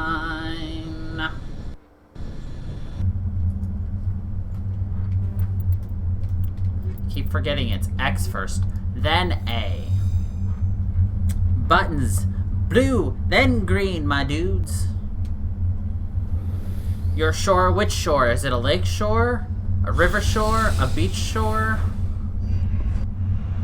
An icy field shore? A sandy shore? A rocky shore? A rocky sandy shore? Are you Polly Shore? Are you on the Jersey Shore? I can keep going.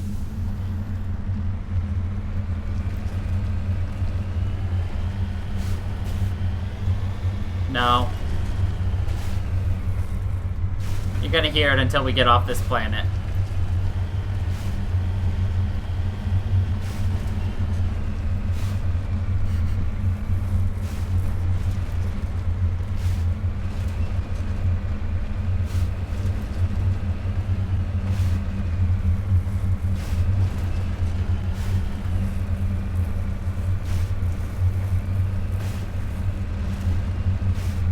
The shore? But are you sure? Understood.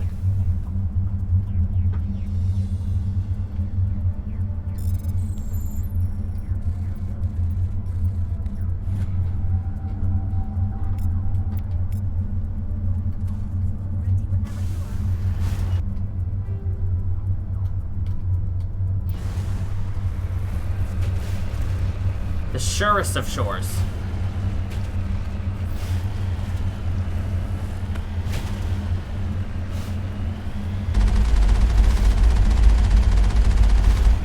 Super Shore.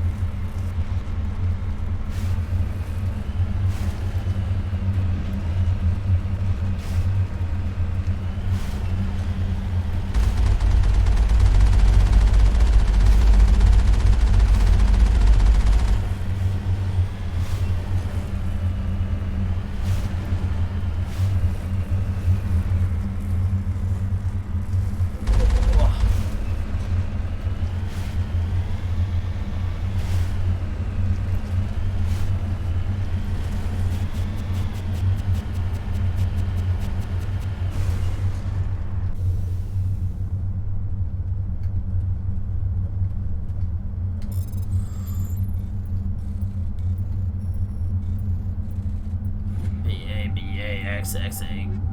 Cool. Last thing, and then we can get off this planet.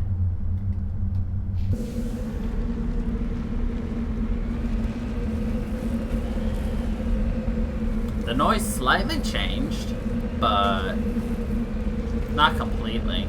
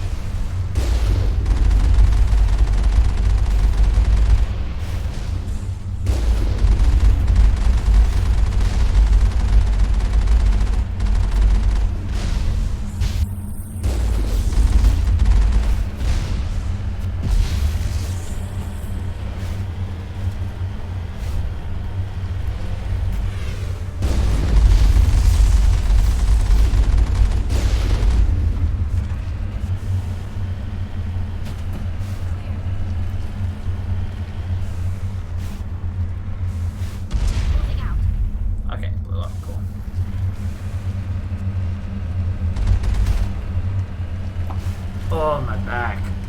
Oh.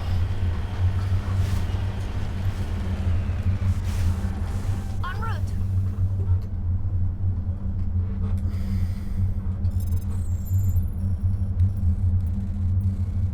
Fuck me, I failed.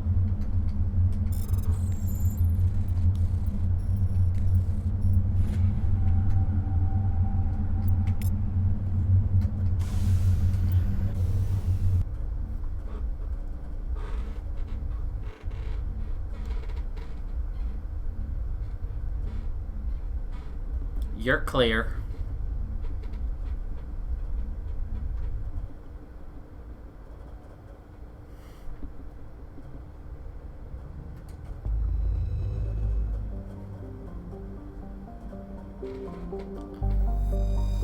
What I was going to try to tell you, but you couldn't hear me anymore because you know, muted everybody, was if that ever happens, it's only for that planet, so...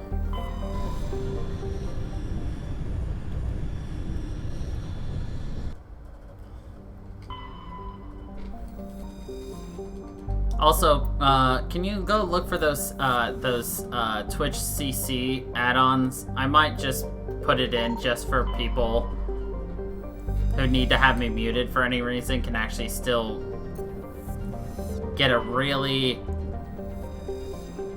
poor understanding of my slurred words.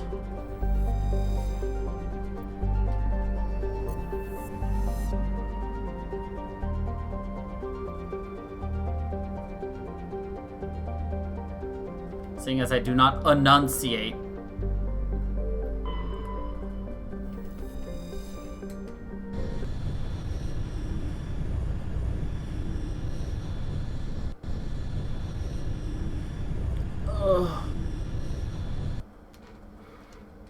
Oh my god, thank you. Jesus Christ.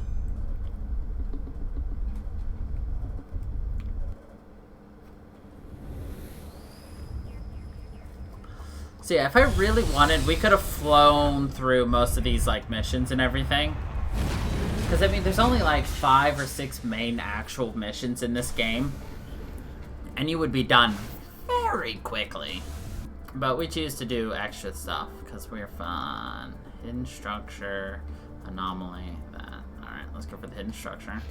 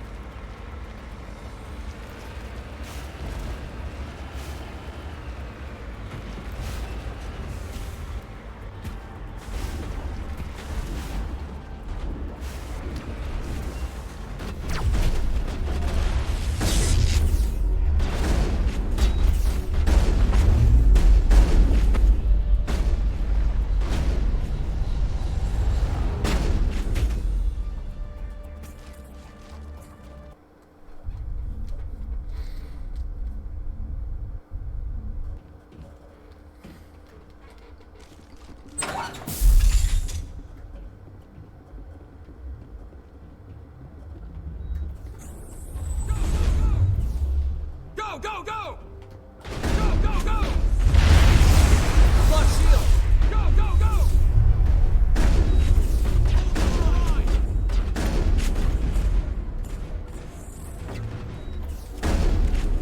Blood shield!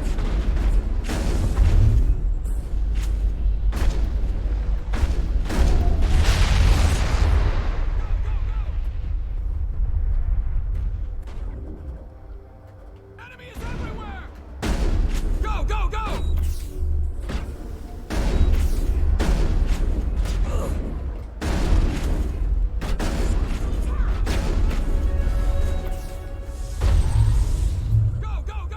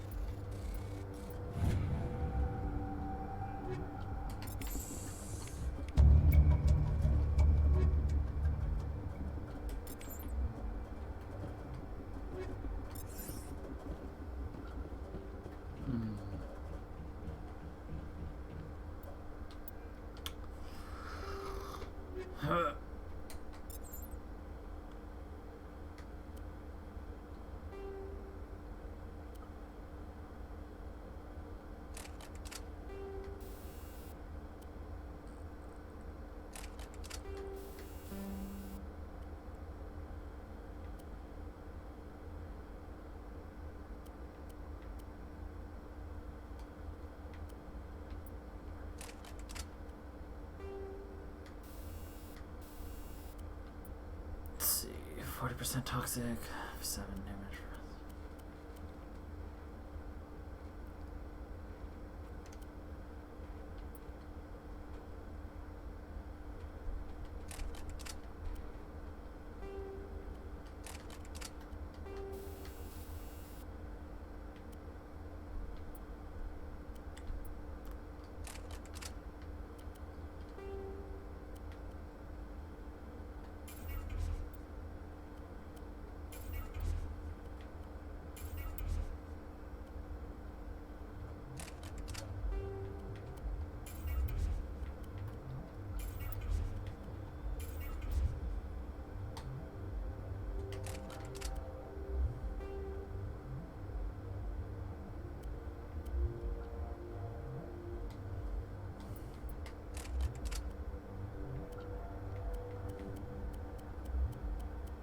I don't think there's anything better for me. Nope. Yeah, it really enjoys her. Hold on. Oh, the thunder! Much better for you.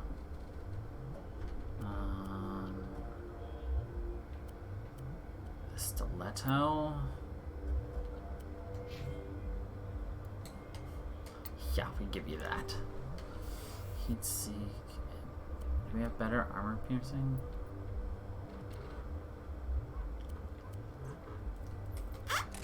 tungsten rounds for sure.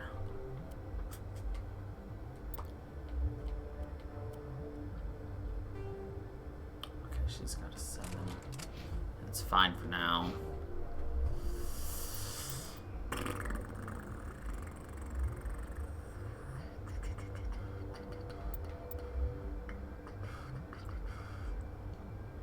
I'm gonna hold off on Shepard for now.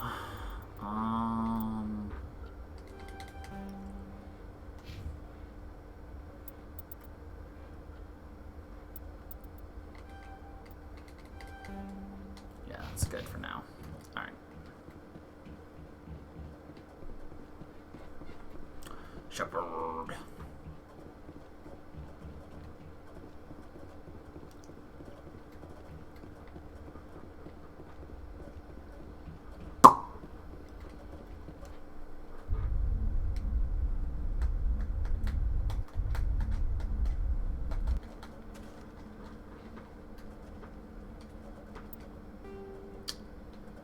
That, let's go over to here.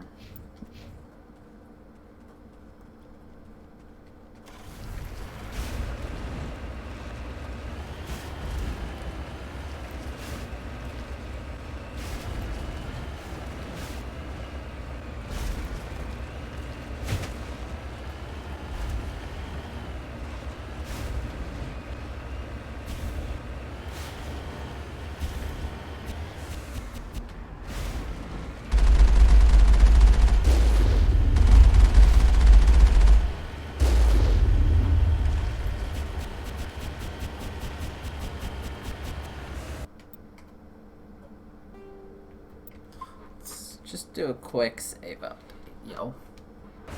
Seems like a smart idea.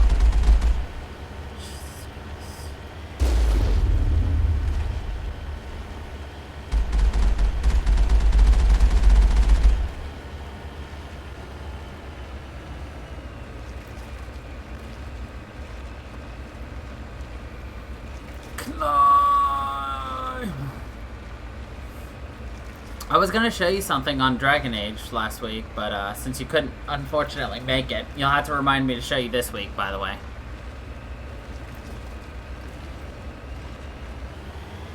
And if you're gonna do it like that, you should do it the funnier way. SMRT.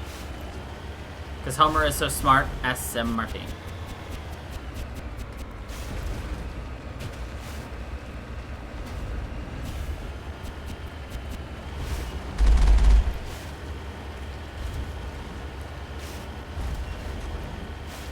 It's a pyramid.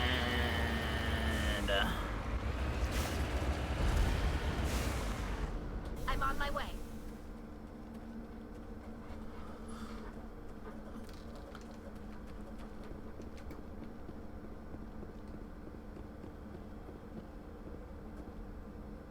I'm king of the squirrels. Ready. No, I was just telling you how to make it better.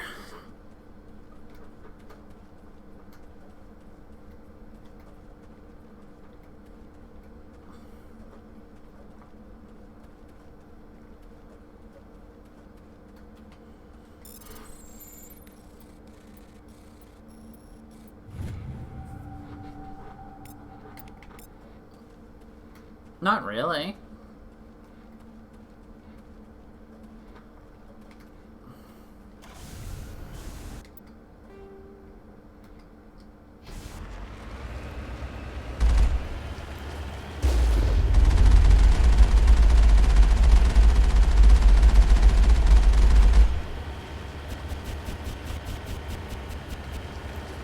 Sad thing is, you can't even upgrade your Mako here. It's just the Mako, sadly.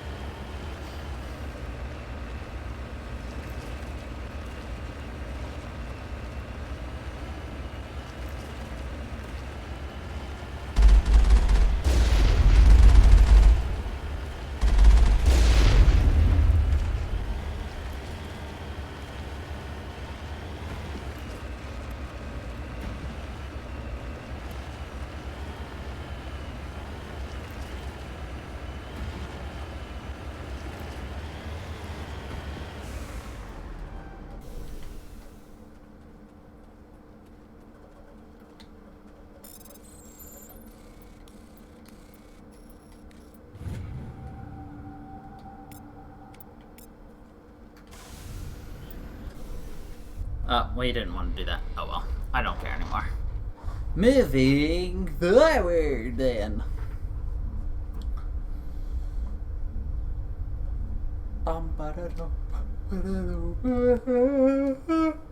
Oh, excuse me.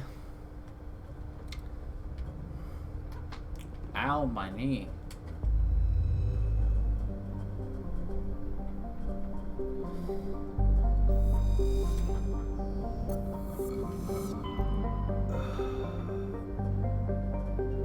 Yeah, we finished everything in Argus Row. Hold on. Was the Horsehead Nebula right here? No. Horsehead is right there. By the way, this is the local cluster. Can you guess what the local cluster is? Why, it's the Sol System. And do you know what the Sol System is? Well, these look like familiar little places.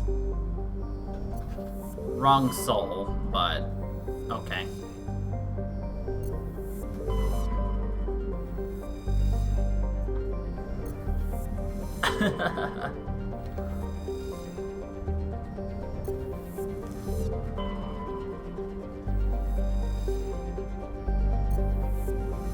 I'll take it you couldn't guess what the Sol System was. I'd like to point out, though, that,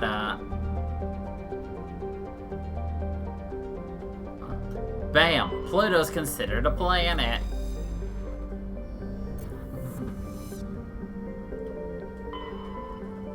It's Earth. At this point in the population, there are 11.4 billion people.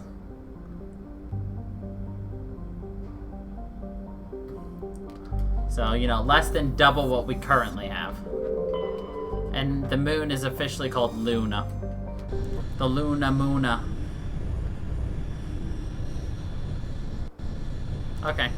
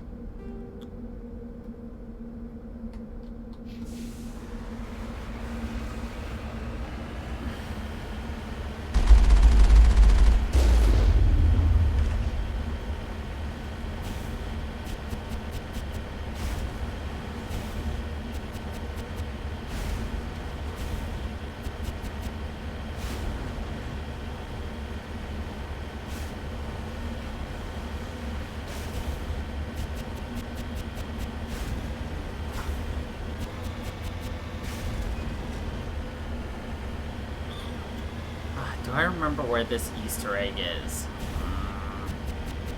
No, unfortunately I do not. I will keep an eye out for it, but... oh well.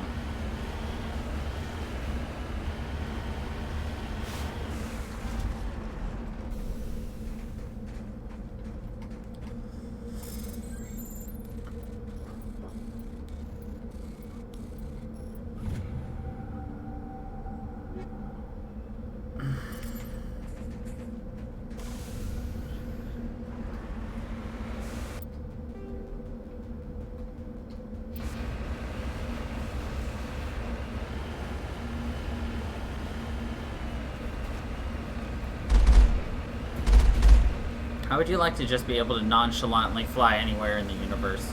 Or at least the galaxy. Like, oh look, there's my house! Oh, well, there goes my neighbor's house.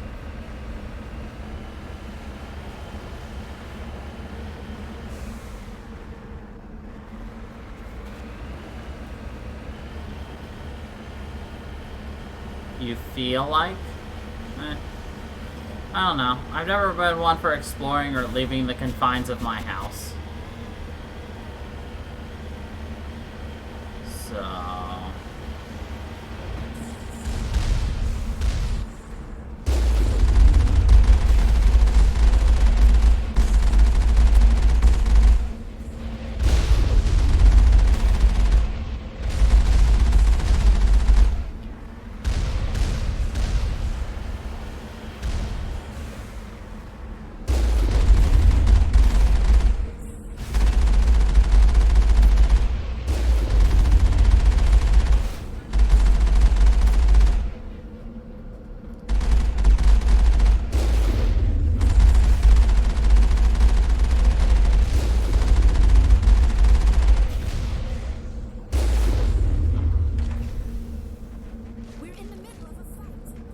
working hard. Don't complain.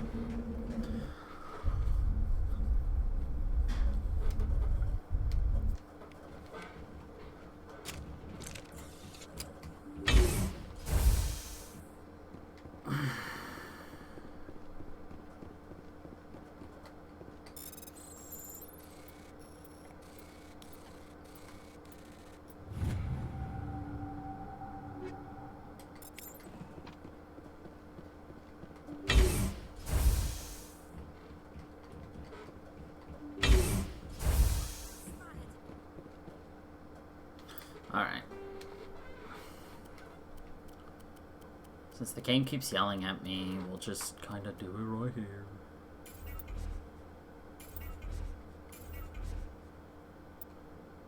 Shit.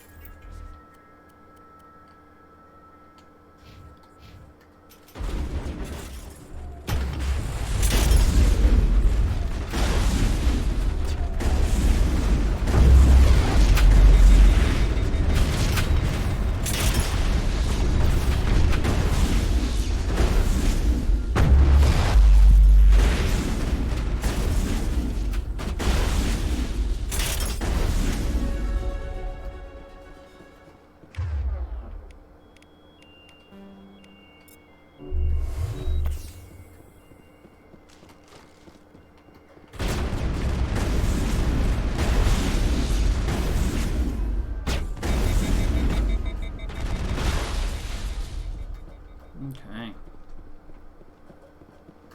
Perfect.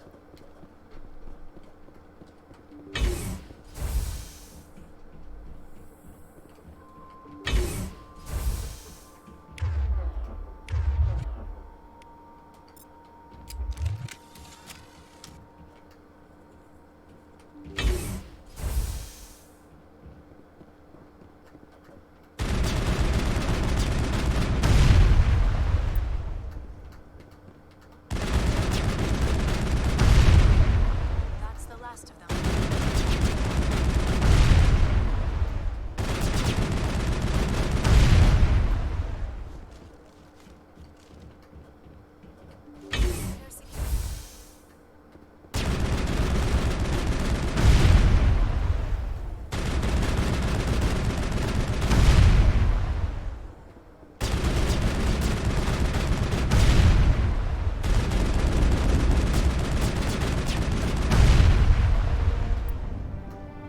The first of 3 bases are out. Ugh.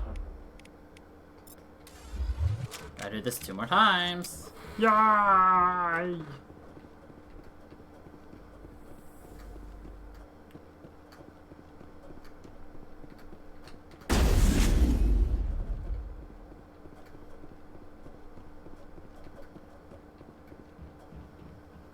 mean, it's not an issue. It's pretty easy. So...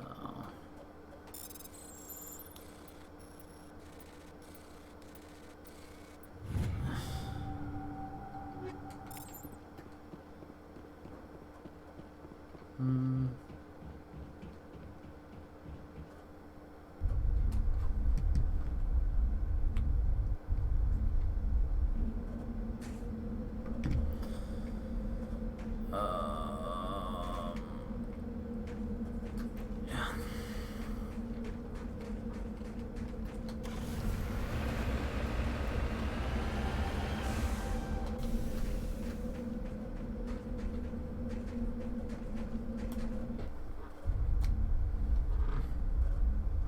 Let's quickly save. That way.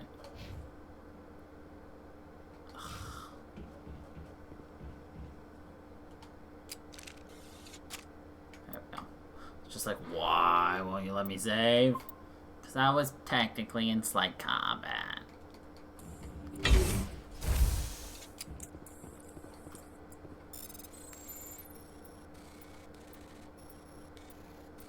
The Easter egg I was hoping to find was the first lunar module that we launched onto the moon, as well as the first flag we planted. They have that in this game. Just, you know. I mean, it is slight combat. Like, our gun's out. You don't have your gun out if you're not in combat, but we're not in combat. The game's just like, you could be. You've got a gun out.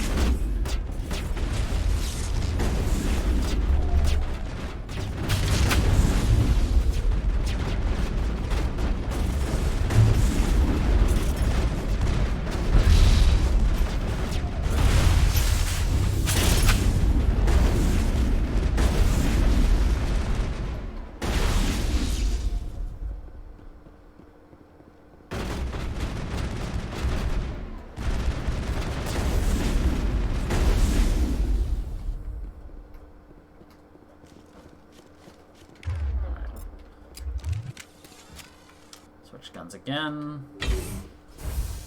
The faster shooty gun. I think the first time I played this game, I played as Infiltrator. They specialize in sniping and invisibility.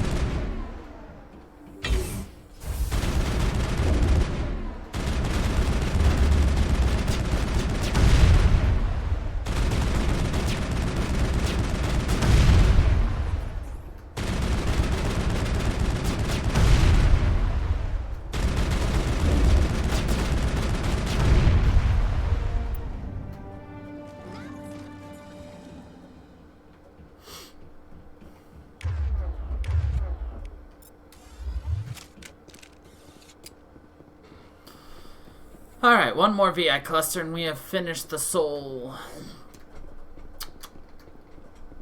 side quest. Commander Shepard does not want to deal with these shields, so he just go boom. Boom. We gotta go booty blasting, boom, boom, boom, blast them.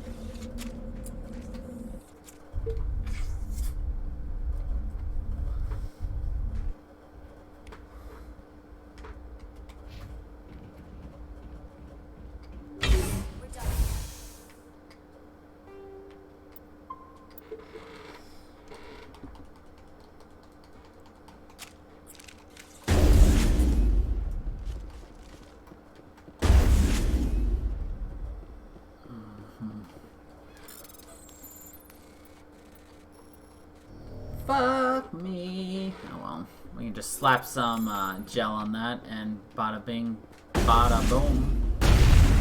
Call it a dunzo.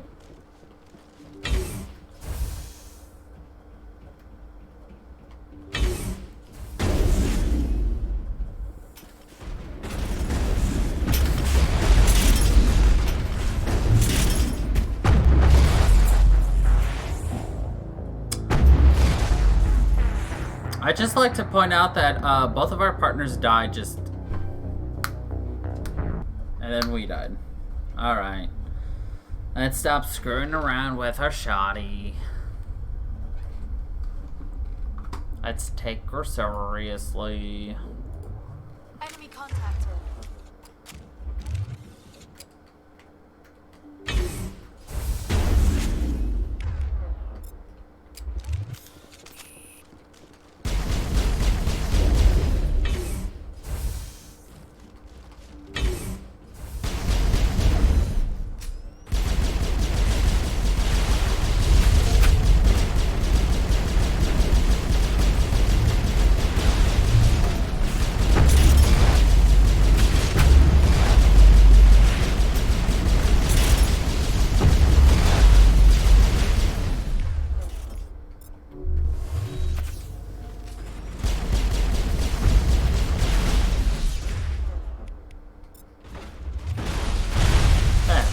problem solved.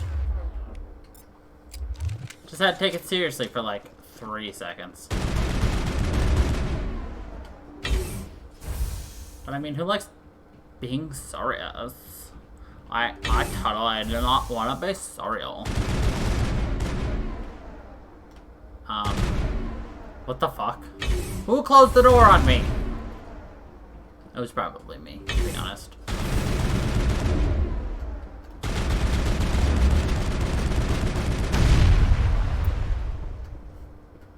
Additional security drones powering up.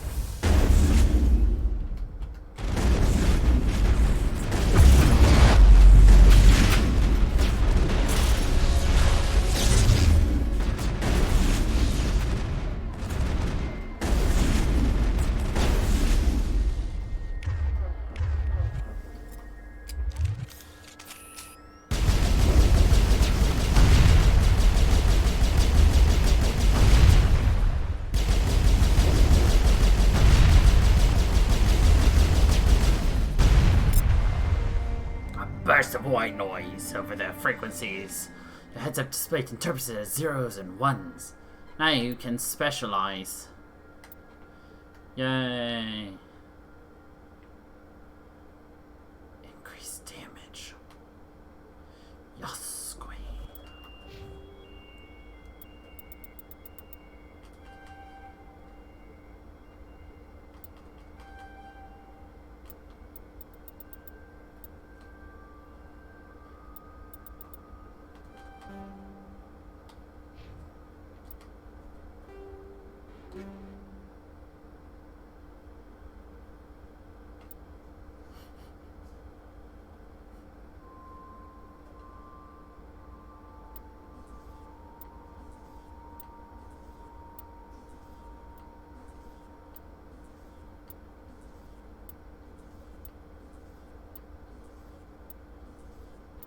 Oh, we hit our limit.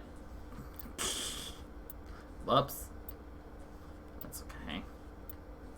We'll just shred these. Oh, that combat scanner though. I'd like to keep if I can.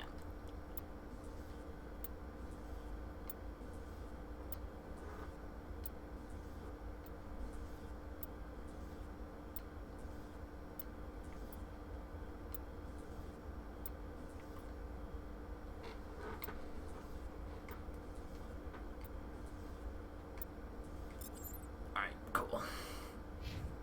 Actually, while we're here, oh, we already had a rail extension. That's fine. It's the pistol. Let's go and get the upgraded that. Do you have an upgraded heatsink yet? No. You know what? Screw it. Let's go with that one. Cool. I should probably upgrade their equipment too. Ugh. Alright, Liara, what do you got?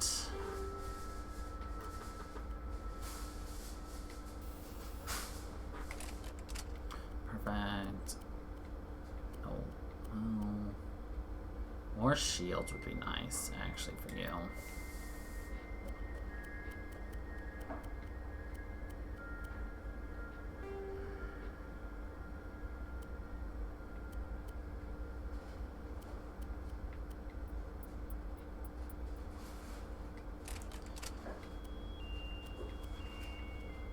I'm just making sure we're good to just remove everything once we get a chance to sell things. We're just gonna everything. I mean, you might as well, right? Yeah, that's good. I'm giving you the rail extension too. Yeah, that's good too. Alright, yeah. We're good to just blow this popsicle stand then.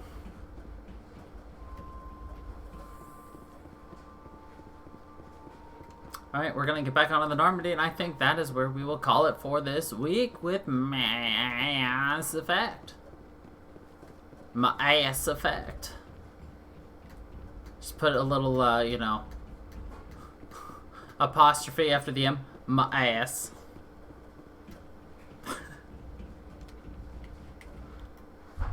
Not really. We only did like one main quest. Not much happened.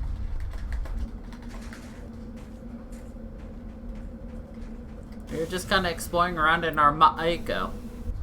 Ma'eko.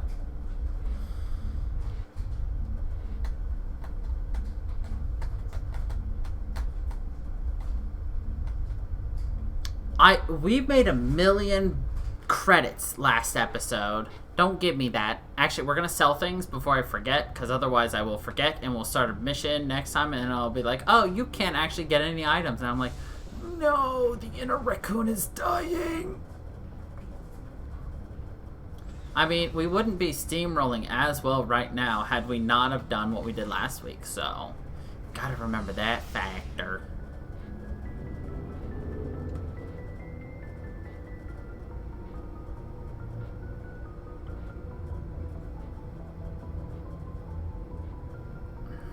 Fair.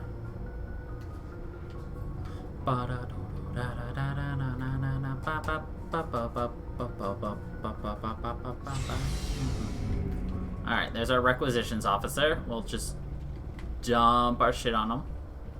Hey, Commander. Looking for some extra supplies before What have you got? Whatever.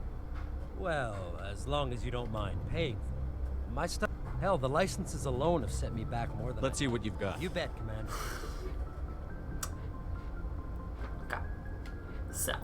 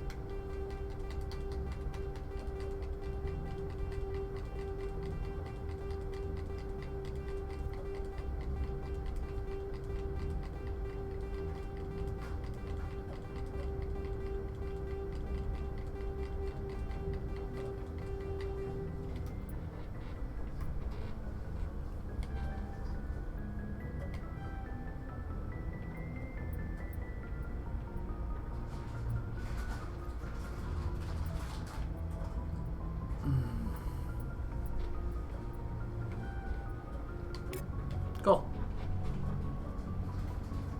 And actually now we can upgrade Tali and the Era. Funnily enough, the Era.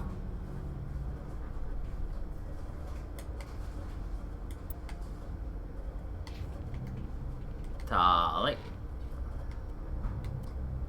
I mean, sure, I'll give you that. I don't care. Yeah. I'll give you one of those later.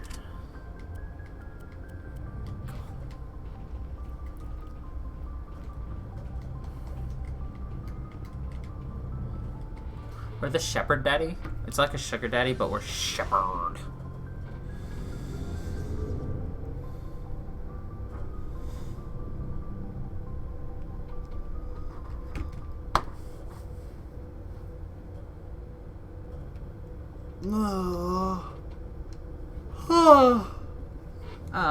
Okay.